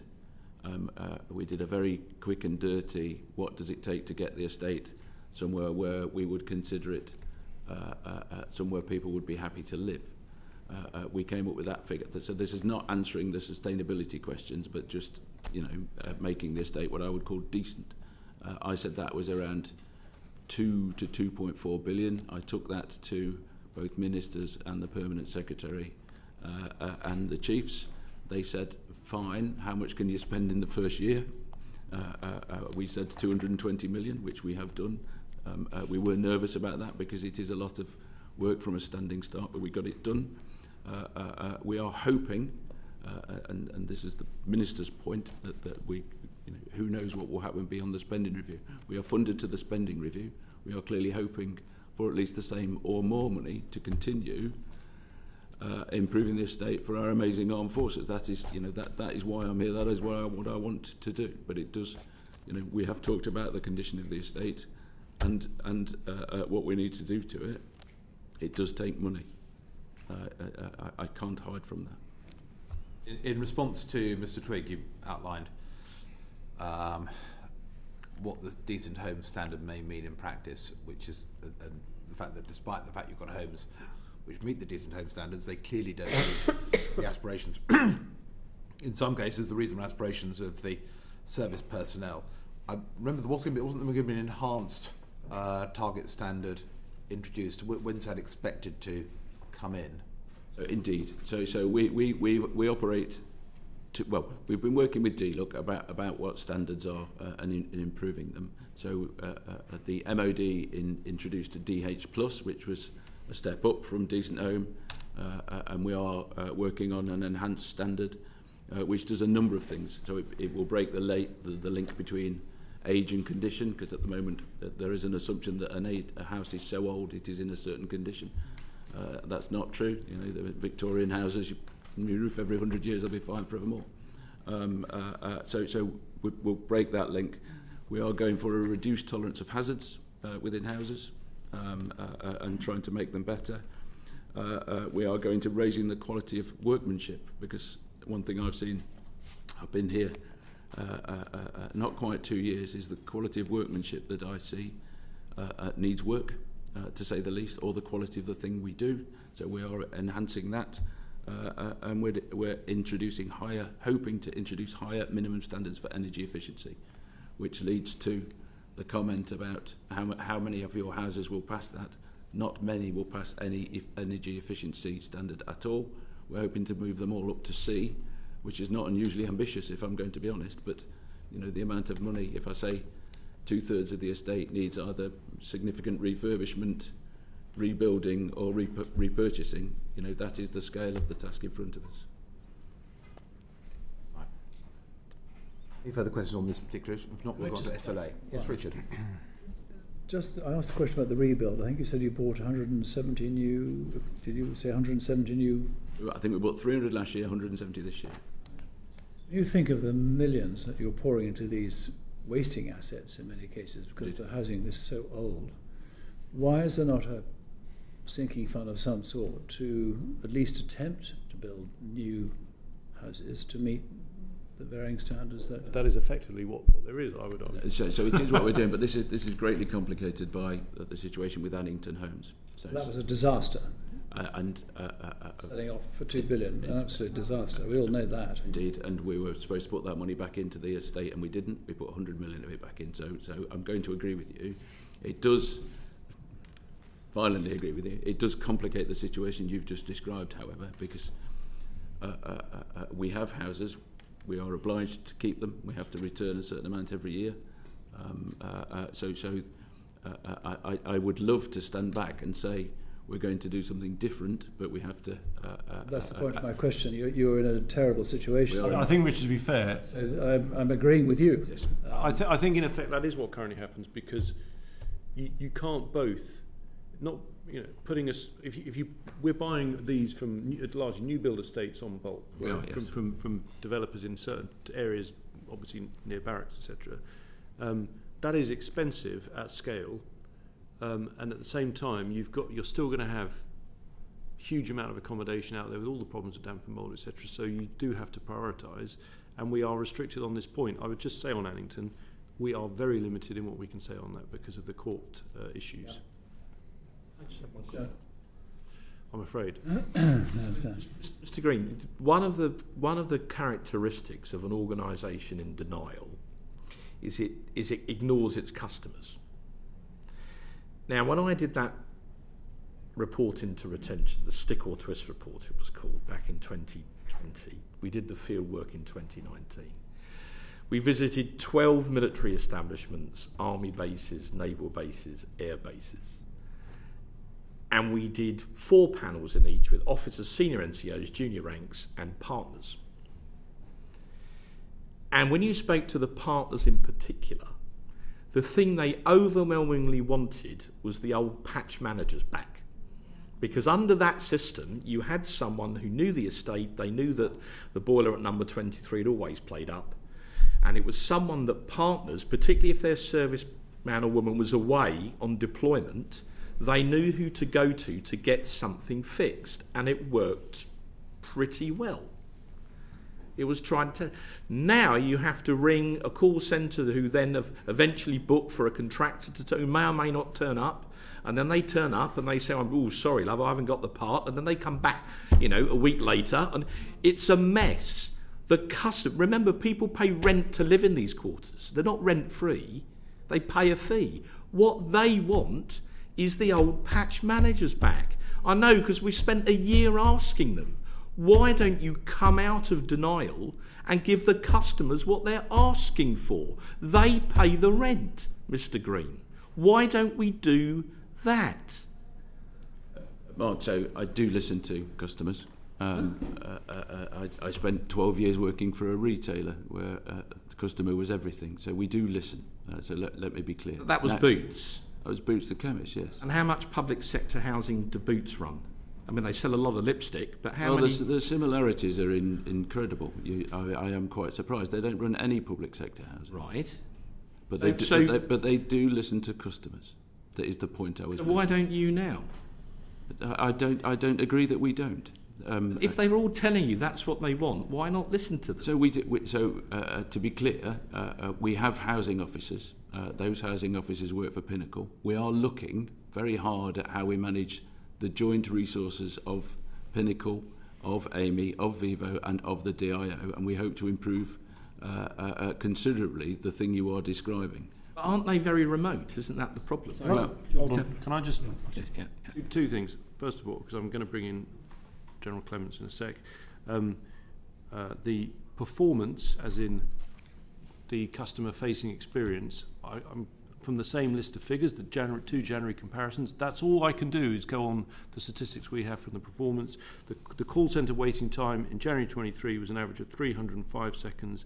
This January it was 23 seconds, which comes from the extra staff that have been allocated to it, and that is Pinnacle. So that is a significant. But Minister, improvement. First. Yes, General. So if I may, and I suppose it goes back to Mr. Drax's question. I apologise, I didn't answer it as fully as I should have done. So I think there are different layers of the onion here that will hopefully go some way to reassure you, and this is why I was not wedded to one solution in here. We do have a number of military housing liaison officers. We have Pinnacle, who have representatives on the ground as well. We also have each of the people who are on any base will have a welfare officer availability support to them and a chain of command wrap that goes around that. And we also have a very effective Regimental Sergeant Major network. We have a very effective chain of command network, which means then when things aren't going well and we're made aware of them, we're able to approach those directly. Back to my point about making the contract work, so we're able to engage. So if I may, so we work very closely with DIO, we work very closely with the industry partners. I've got hotlines to each of those industry partners so that if things are going wrong in whatever area, then we work collaboratively together to fix those problems. So there are various different mechanisms that are in place and in force there to try and deliver the effect that you're talking about, rather than perhaps talking about one solution. Things don't always go perfectly well, but what I do know, for example, Pinnacle have got a troubleshooting team, so when we're aware of something, we can pass that information to them and they get that fixed. But I still maintain we've got to make the contract work first, and then that system is there to provide General, the backup. contract will never work. It is fundamentally flawed and always was. But look, if it's all... OK, you've got a welfare officer. It's not the welfare officer's job to fix the houses, right? That's not what I'm saying. And if I may, that you say that your contract's never going to work, we're working really hard to make it work, and I think we're working in a collaborative Forgive me, if it's working so well, why, as reported in the Mail Online earlier today, last year, did you have to pay over £2.2 million in compensation payments to military tenants? If it's working so well, why are you paying out £2 million to compensate people for failure? I think the point we're making is we acknowledge, and Mike has done this, acknowledge the massive issues that arose from the contract changeover, which was to do with IT. And that was not acceptable performance. Furthermore, that therefore, in terms of the customer experience of that, the most important part of it, which is the winter when they get the most calamitous housing issues, loss of hot water when you most need it, etc., that was a very poor performance, and we've significantly improved on that this year. We are improving on, if I look at a whole range of measures, but in terms of compensation, as I said, January last year, 3,910 compensation claims missed appointments. This year, 1,317. It is improving significantly, even though the figure, is extant that you've referred to. Number of complaints: 2,940 last January, 979 this January. Reported cases of mould and damp. Obviously, that's different to properties that have got it because they could be long-standing. 1,673 last January, 861 Minister, it's like this year. talking to a failing NHS trust. They quote statistics. They don't talk about human experience. Those facts, Mr. Francois. They are facts. And that's what we have to do. I can only go by that. If those statistics had doubled and were worse, you'd be using them against me, I suspect. But they've improved significantly, not on every single metric, but on these key metrics where I accept The performance was not nearly good enough. There has been a significant improvement. All right. My last bite here, Chairman. Page 26 of this report, I'm sorry to mention it again, but there it is. I recommended to the Prime Minister, copied to the Defence Secretary, this was in Feb 2020, quote, the DIO's proposed FDIS contract should be put on hold while other more attractive options are explored for providing service families accommodation which genuinely respects our personnel and their loved ones rather than continuing to take them for granted. The MOD accepted every single recommendation in this report bar that one, and we are where we are. I'm afraid the DIO is in denial, and this will never improve until they come out of it. And that's Sorry, that's your stick or twist report, isn't it? Sorry? That's the stick or twist report. Yes. Yes. So, in other words, you were warned 4 years ago. I don't think they're in denial, because from what I've heard today, acknowledgement about these handover problems, which are fundamentally IT related, which meant that therefore, for example, and it's very serious, and I accept that, on the gas inspection issue, there was an ineffective system there, and thank God we nipped it in the bud before, as far as we're aware, anything serious arose from it. But I do think, and I can only go by statistics for showing these improvements. There is significant improvement. I'd rather be in that position than it was deteriorating, but I've acknowledged about the contract handover, because I'm ultimately accountable in this room. I've acknowledged about the contract handover, and I've acknowledged about the previous winter. But by the same token, I think we should acknowledge this winter is a very significant improvement, as we promised in the winter plan, despite all those named storms and all the flooding and all the other issues we've had. But, you know, we need to keep making improvement, and we need to keep looking at how we... James, they're leaving in droves. Mark, we need to move on. They're leaving in droves, James. We've got to stop them quitting. We've got to fix this. Everyone sitting here agrees that top priority, which is why we've taken the decision we did overnight, is because of retention. Absolutely, we've been clear on that. That's why we have paused the policy that we've been discussing in the first part of this session. We are addressing this. The amount of money extra we put in was a significant increase. It more than doubled the amount for the financial year. Mr. Ormiston's left now. He makes the point, well, we've had to put in extra money on the contract. But that's what people wanted us to do. That's what the call was from all parliamentarians, was to put more money in and then to deliver change. I do think we've put more investment in. We've set out a plan. We're delivering the plan. I can't do more than that, but I would obviously like... We're pushing on a piece of string. Let us move on, if we may, to SLA, because we must forget SLA. We've had a lot of focus on other issues, and Anne-Marie, I think you're going to just kick us off in SLA. We've got 3 or 4 more questions. Indeed. Single living accommodation has been almost worse, I think, than family accommodation, and certainly from the evidence that we have had from serving personnel. Oh, Ms. Morris, I missed that. I apologise. I apologise. I will speak up. Not usually a problem I have, but I shall endeavour. The single living accommodation seems to get a worse write-up based upon the letters that we've had from serving personnel, almost, than the family situation which we have been talking about. It's not just damp and mould, it's much more serious than that. A third are living, as we understand it, in what are described as terrible living conditions. We had one example at RAF Odium. 3 toilets and showers were shared by 23 occupants. Now, I've been to that block, sorry. You've been to that one? Or 24. I hope you weren't caught short then. So, my question to you, Minister, is this accommodation is different in nature to family accommodation. What is it that you can do, before we get into, because I think my colleague is going to talk about the new standards, but what are you going to do now to alleviate some of the worst instances, because it is a different challenge trying to find that single living accommodation. So what are the steps that you are proposing to take in the next 3-4 months? First of all, I think an extremely good point. It's totally understandably, I think all of us as MPs, nearly all the correspondence we will get on accommodation will be related to SFA, because you've got, dare I say it, a permanent family for whose that is more of their home, shall we say, whereas SLA you get very little, even though, having visited a lot of it, I can see why you raise the point that you do.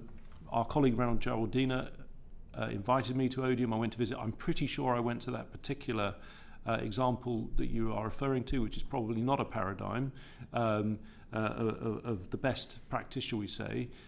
Interestingly, of course, and this is one of the issues with SLA, is a slightly different management approach. So SFA is directly managed by DIO, SLA is the TLB, but in the case of Odium, interestingly, the TLB, I'm pretty sure, is the Army, even though it is an RAF base. There's a couple of others like that. It's a complication. So in fact, when I went to visit, this was something we were trying to sort out, because actually, if we could resolve that issue in itself, it would have an impact, because it is just harder to manage.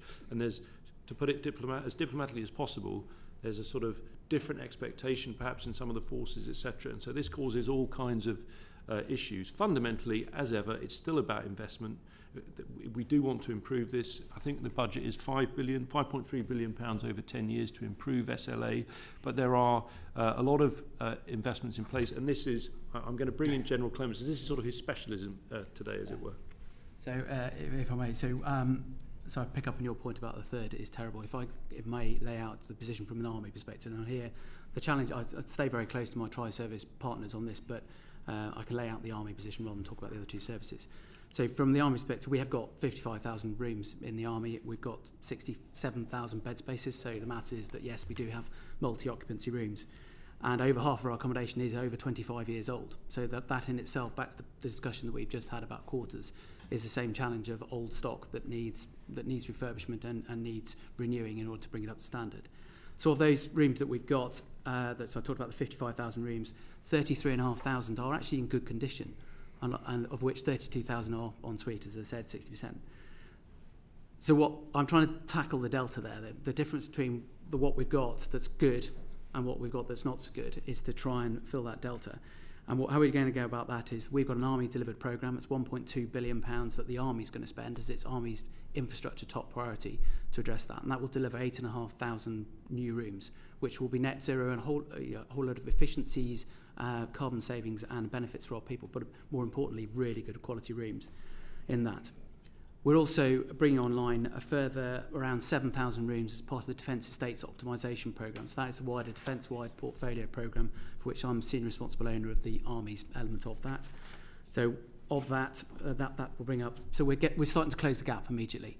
What I can say to you right now, today, there are around 1,000 rooms within the Army programme which are either under construction or on contract to be constructed. So we are making great inroads into this, but it is a 10-year delivery programme. Would I like to go quicker? Absolutely, I'd like to go quicker, and we'll do our best to can. If I may, Chair, I appreciate the time, but if I may bring an example to life here, we've built nearly 70 rooms at Imogen Barracks in Gloucester, where those are state-of-the-art, fantastic rooms, single accommodation, en suite. Not only that, they save 40% of the energy use compared to a normal single accommodation room, so that's delivering efficiencies for the wider government and your role. You'll be grateful for that, I'm sure. But this is they're better rooms.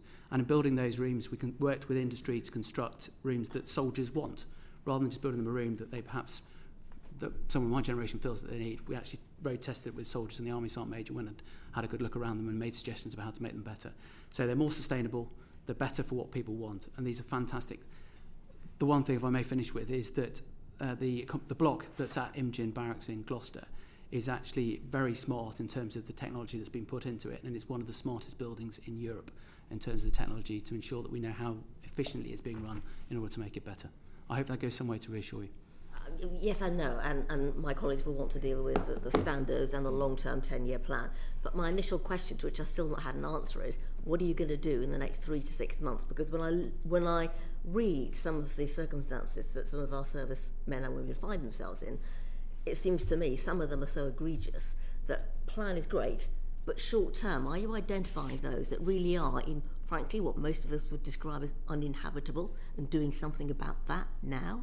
Yes, so we are doing something about that, and I think you're hinting at the Defence Minimum Accommodation Standard. Is that where you're going with this? So Defence has stated what a Defence Minimum Accommodation Standard should be, an absolute... I'll just stop you there, yeah, of course. I'm treading on other people's toes. That wasn't my question. My apologies. No, not at all. That's absolutely where we will be going. Yes. But right now, that's part of the long term. This is the aim. This is how we're going to fix it in 10 years. But now, what are you going to do to the men and women living in very inferior circumstances in the next 3 months, which has got nothing to do with your new standard and nothing to do with your 10-year plan, because they won't be baked. So I'm sorry, but I think they are absolutely intimately linked. So there is various. We are absolutely determined to make single accommodation as best as possible. And I say it's the top priority. We can't do that overnight. It takes time to achieve it. Where those conditions are unacceptable, then we will move people out and move them to better accommodation. And that's where the Defence Minimum Accommodation Standard, hence my point that they're intimately linked, is very close to that. So come 1st of April, Defence Minimum Accommodation Standard mandates that where a person's room has any issues relating to damp and mould and or infestation from pests, then that is either addressed immediately, and we've got around 48 hours to do that, or that individual is moved to another room or into another accommodation that's available locally. So I'm afraid it's difficult. They are so intimately linked. There's a long-term problem we need to get after, but in the short term, we're fixing whatever we can as quick as we can. But there are resource challenges. There is a resource challenge in terms of money. There is a fiscal challenge across government, which I know we're conscious of, very acutely conscious. But then there's a workforce and capacity of industry to be able to fix the sheer scale of the problems you're at. You picked up, for example, the ratio of ablutions to people, for example. I can't fix that easily and quickly overnight, and believe me, if I could, I would. I can't. We're doing everything we can, but it's got to be considered in the balance of investments and the wider challenges across the department. This new Defence Minimum Accommodation Standard, which will become DMAS very quickly, you mentioned if a quarter or a living space, if it's single living accommodation, suffers from infestation or mould, it fails the DMAS standard and something has to be done about that immediately. Did I hear you correctly? Yes? Yes, you did. Great, yes. okay. So what about if the heating breaks? Does that fail the standard? If your boiler breaks and you have to shower in cold water, does that break the standard? It does break the standard, and so we have already put in a number of 14 different camps. We've put in these things called stubs and sockets, which effectively means that when the heating hot water fails, we're able to put generators in to get that heating hot water up as quickly as possible.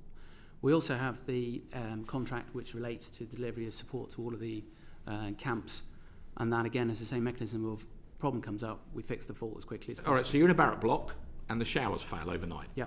And the lads and lasses go to get a shower and it's all coming out cold and everybody's a bit upset, quite rightly, and someone says, crikey, we've got to fix this. Under the DMAS, how quickly does it get fixed? It gets fixed under the contract that is already in place. So what's the minimum period, what's the maximum period of time allowed? Because often you have communal heating systems in these blocks, as we know, General. And like the Minister, when I did it, I used to go and visit and all the rest of it, and I'd try the showers. Exactly, James is very diligent. So you've got a communal barrack block, the heating goes down, the boilers break. What's the longest allowable under DMAS to fix that? As I understand it, is around 48 hours, but let me get back to you and check you that is not under the Defence Minimum Accommodation Standard. That is what we need to do. So even a minute of a soldier being without heating hot water, for me, is unacceptable. Okay, breaks Sunday night, and they've still got a shower in cold water on Monday and Tuesday, but you'll have it fixed by Wednesday. I'll fix it as quickly as I can. I'm not going to wait to that 48-hour window. When anyone living in a private house, if their boiler broke, they want the plumber in on Monday, and they'd want it fixed, by Monday evening, wouldn't they? Because they're not going to have their wife and kids showering in cold water. Why in the military do we have to wait till Wednesday? Mr. Fonsell, that's not what I said. What I said was we'd fix things as quickly as we can. Yes. So I'm crystal clear. We will do everything we can to move as quickly as possible within that. And within the FDIS contract, which relates to camps, we absolutely will move as quickly as we can to do so. You're aware that a couple of months ago, the second Sea Lord visited single living accommodation at HMS Collingwood. And what he was shown was so appalling, he condemned it on the spot. Mm-hmm. He basically had it closed that day because he wouldn't allow junior rates to live in it one day longer. Are you telling me that will never happen again? No, I'm not telling you that's not going to happen again. Well, why? Why? How can that happen? Look, I've already explained that we have a number of competing pressures and we will do everything we can to deliver. And I've laid out what the Army's programme is to get after delivering that. Part of the problem is, they're leaving let's talk about this quickly. They're leaving in droves. Someone not a million miles away from this room told me recently that whereas the MOD has a public number that for every 5 that join, 8 are leaving, the real number is now 3 to 1. For every person that joins the armed forces, now 3 are leaving. If that carries on, within a couple of years, all this incredibly expensive kit that we keep buying will be worthless because there'll be no one left to operate it. They are leaving in droves because young people will not live in accommodation like this anymore, nor should they. They go back at the weekend to their hometown, they go out for a drink with their mates who tell them about their new flat and their Gucci trainers and their great job, and then they say, what about you? And they say, well, I'm living in this really dingy barracks and the boiler keeps breaking. And their friends say, you're an idiot, mate, leave. And they do. And they're leaving in droves. So this is not just about the welfare of those people who we call heroes and then treat like dirt. It's actually about the operational effectiveness and the defence of the realm, because this has been going on for so many years and got so bad they're now voting with their feet and telling us to stuff it, aren't they? I don't accept, Mr. Francois, the point for the simple reason... Look at the outflow numbers, James. For the simple reason that we also have to be realistic and recognise, I mean, you talk about the sort of... I was at Collingwood recently. If a situation like that arises, obviously it goes without saying that it's obviously terribly disappointing when you get that situation. We want to deal with those things. There is no magic wand that overnight transforms the estate. We have the estate that we do. Can we make the best of it? Can we improve the condition in SLA? As you've heard, there is this programme. It will take time. General's absolutely right to say that. Likewise, in SFA, we have these long-standing issues which we are addressing, and we have to prioritise. There is a finite budget at the end of the day, even though we have increased it significantly in respect of the current financial year and the next one.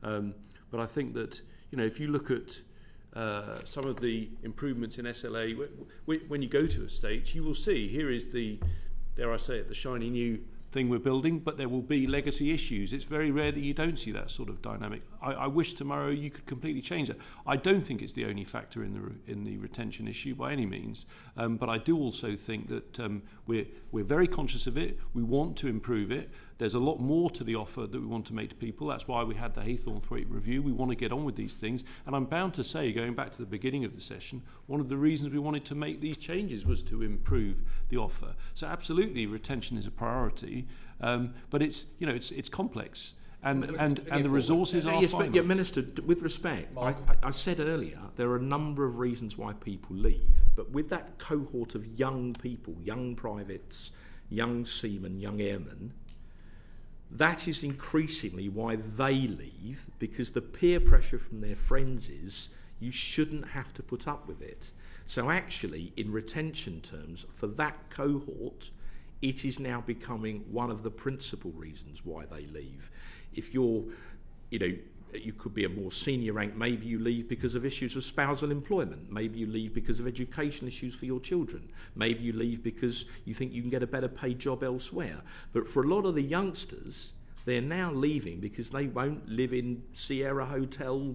So if I can just go by my own experience, and it's entirely anecdotal, it's not scientific, but I've tried the scientific empirical stuff. My anecdotal experience actually is the people I've met leaving, it isn't because of this, it is more to do with, actually the spousal employment one is a good one. I've met people who are living in areas where it's very expensive to get onto the property ladder relative to the income that they receive, which is not an easy issue to address. But I think we also should be encouraged by the fact that I think in January the Army applications were at the highest level for 6 years. I think that's very positive. I think what that reflects is the appeal of the mission, the situation we are in the world, people, and it's not a cliche, but rallying to the cause, wanting to do their bit. We've got to ensure that when they join up, they have accommodation that is satisfactory, and they have a belief that they will be treated as best as possible. We are trying to do that. But as I said, I don't have the accommodation magic wand. We have a range of policies that are starting to deliver improvement. But hang on, but spousal employment is not an issue if you haven't got a spouse. So I'm talking about the younger cohort who've only been in a year or two, and they are leaving in large numbers because they won't live like this. Now, the budget is finite. Can I just, without wishing to preempt your statement tomorrow, which we're all looking forward to in all seriousness, you know I mean that, we're going to have to spend a little less money at the margin on bright, shiny kit and a bit more money on our people and our families. Because if we don't, within a few years, you won't have anyone to operate your bright, shiny kit in the first place. But Ms. Francis, whenever we come in front of this committee, what we get is, well, you shouldn't have stopped that platform, that one. You should be getting hold of more of this capability, that platform. And no disrespect, that's what everybody else does. And by the way, they want tax cuts to boot and they want more money for their local hospital. No, what you get is... Hold on. No, what you get is you should make the platforms work, like Ajax. We all have to prioritise. And it is a big challenge, but we managed to get the extra £400 million into the core maintenance and upgrade budget, which is delivering these thousands of homes getting damp and mould treatments, as we said. I think that was a significant achievement. I've not heard confirmation from any other potential, government that they would have done the same. I think it's a significant investment. We know we need to do more. I'm absolutely clear on that. We do not want to lose good people. And that is why we took the decision overnight to pause and review in respect of this latest policy change. Mark, absolutely. On back to you. Thank you. And on exactly that point, Richard, I know you wanted to ask whether we have sufficient investment going on, and it's exactly the point to raise. Minister, you mentioned the 5.3 billion over 10 years to improve SLA. Is that realistically going to be sufficient to bring it up to the standard that we all expect it to be?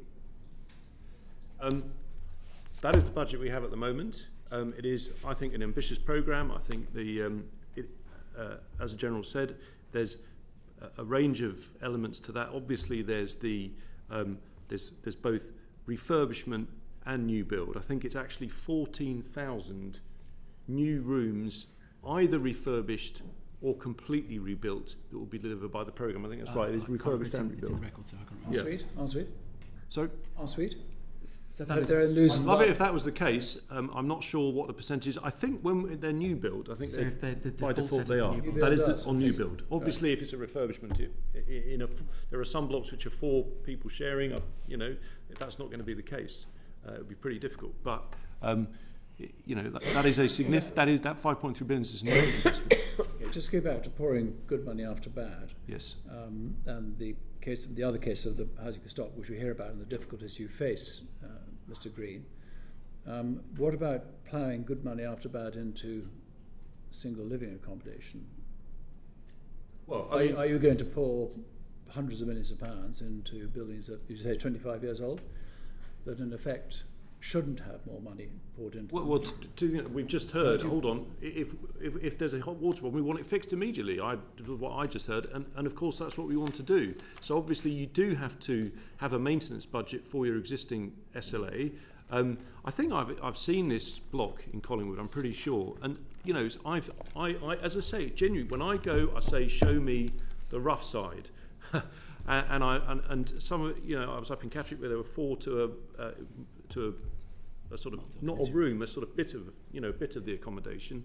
Similar in Collingwood, and I think the views I found were mixed. For a lot of people, they weren't paying any contribution towards that. They were away a lot, and they was the view was mixed. You missed my point, Minister. With due respect, I'm just saying, will you pour hundreds of millions of pounds into flats that will keep requiring someone to come and fix the boiler? I think it's a mix of both. The this, the that. It's a mix of both. And we're talking about spending taxpayers' money wisely. Yep. Is this not a time to review, in effect, probably the whole way housing is looked at, frankly, because it's absolute chaos? We've just announced one review. Well, you need to do another one. It's my own personal view, to make sure that the money we spend is well spent. And as my colleague has said, and I entirely agree, that we keep young people, particularly young single people, in the armed forces. I'm going to interject because he's very much our point man for SLA, but I do want to emphasise it's probably a bit of both, because you've got this, and this is exactly the same in SFA, you've got this constant tension between the urgent priority, accommodation which people are living in, and they've got a problem, you've got to deal with it. And that costs money. The point I'm making is you've got a whole lot of buildings that you admit you're stuck with in a terrible deal, which gave short-term, what was £2 billion, which you're pouring hundreds of millions of pounds. SFA, not SLA. SFA into, and the problems keep recurring. Take Richard and then Mike. It seems to be like madness. So if I may, on the single accommodation, to bring back to that element of it, it's not a binary, simple solution, and may offer that actually having a spectrum of accommodation available on each camp is actually a good thing, because there, for some people it's their home. For some people, it is a transit, it's a bed for 2, 3, 4 nights a week, depending on how they're operating weekly commuters. And some people, and as a young soldier from a Yorkshire regiment explained to me, he's just tight and wants to live in cheap accommodation because that's his choice to do. Now, that's fine. Okay. So I think actually having a spectrum of accommodation is not a bad thing. We do make balanced investment decisions as we go through it, and if it's cheaper to knock a block down and put a new one up, then we absolutely consider that. And part of the Exactly, that's the point I'm making. Defence Estates optimisation is we in the Army closing a number of camps and consolidating exactly the decision that we're making. I think the thing is, Mr. Jackson, and sorry, Mike, but as I said at the beginning, with SFA it's through DIO primarily, so we have a lot more, I suppose, engagement on that. SLA is by and large run directly by the TLB, so the Army, the Navy or the Air Force, and they'll be making those decisions on a management basis. I suppose that's what I should have said at the beginling, but I just don't think you'll ever get away from this. Is their system working better than yours? They're the same system. Well, they have more control, you've just said. So SFA, and it does very little. SFA is by and large managed by DIO. SLA, single living accommodation, communal blocks, yes, are managed by the direct frontline commands of the Army, Navy or the Air Force. Does that work better? So the difference is... Hang on. The difference is we have a fixed... But the only thing we do is manage SFA. So we have a budget and that's what we get.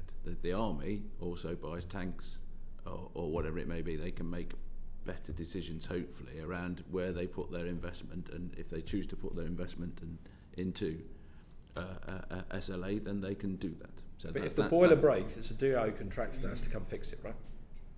The boiler breaks, it's a DIO. What, in an SLA property? Yes. Yeah, yes. Yeah, it'd be an FDIS. Yes. So effectively it is the DIO, because your contract, often the garrison commanders have begged you to be allowed to spend the budget locally and you won't let them. Well, the question was about capital replacement. So that is managed by the FL, by the frontline command in that case. And the answer to your question, Mr. Drax, is we do use a model to decide whether you're better to refurbish, rebuild or repurchase. To go back to my question, is 5.3 billion sufficient over the next 10 years to do what you want to do with SLA? The budget we've currently got, and it will achieve a significant amount. It will achieve 14,000 new rooms, either brand new or refurbished. Okay. It's a considerable amount. It will go a long way. You're operating. Thank you, Richard. And when does your SLA management information system come in? Because that will help. SLAMIS. When's it going to arrive? In the majority of cases, it's up and running now. There are a few last bits we've got to do, but the news is good that it's up and running. It is now. So it is up and running, and we welcome the benefits it brings, because it will give us a better understanding of our stock, the standard of it, etc. So yes. I think we can end there. There's been a lot of passion this afternoon, but that's only because everyone recognises this is extraordinarily important, and we all want to have service personnel with the highest quality accommodation. I know that's your views collectively. It's certainly the views of all of us collectively, and we just want to see that happening. I was hoping to end it, Michael, but do you want to say... I just want to do one thing, if I may, Chair, which is pay tribute to the accommodation team, because I know sometimes it seems like a bit of a punch bag, and they get a punch bag for the condition of the estates and all sorts of things. I know they feel passionately and care about the people in the houses, as do I. And in the past year, they have done FDIS, they've done an extra 220 million, they're looking at ARAP, and what that means. There is so much going on in this space, and they're working so hard. And by the way, the budget has quadrupled, and the team is still the same size. So they work incredibly hard, and I just want to pay tribute that I know it's difficult, and it does feel both me and the DIO and the accommodation team is a bit of a punch bag. They work very hard doing the best with what they have, and I just wanted to say that. Well, it's a positive comment to you that you are using this opportunity to thank your team for the work they do. I've got absolutely no doubt that they want to achieve what we all want to achieve, which is the very best quality of accommodation for service personnel. There's a lot of work to be done. We know it's not easy, but thank you for your presence and your evidence this afternoon. Thank you. Thank you. Thank you. The proceeding has ended.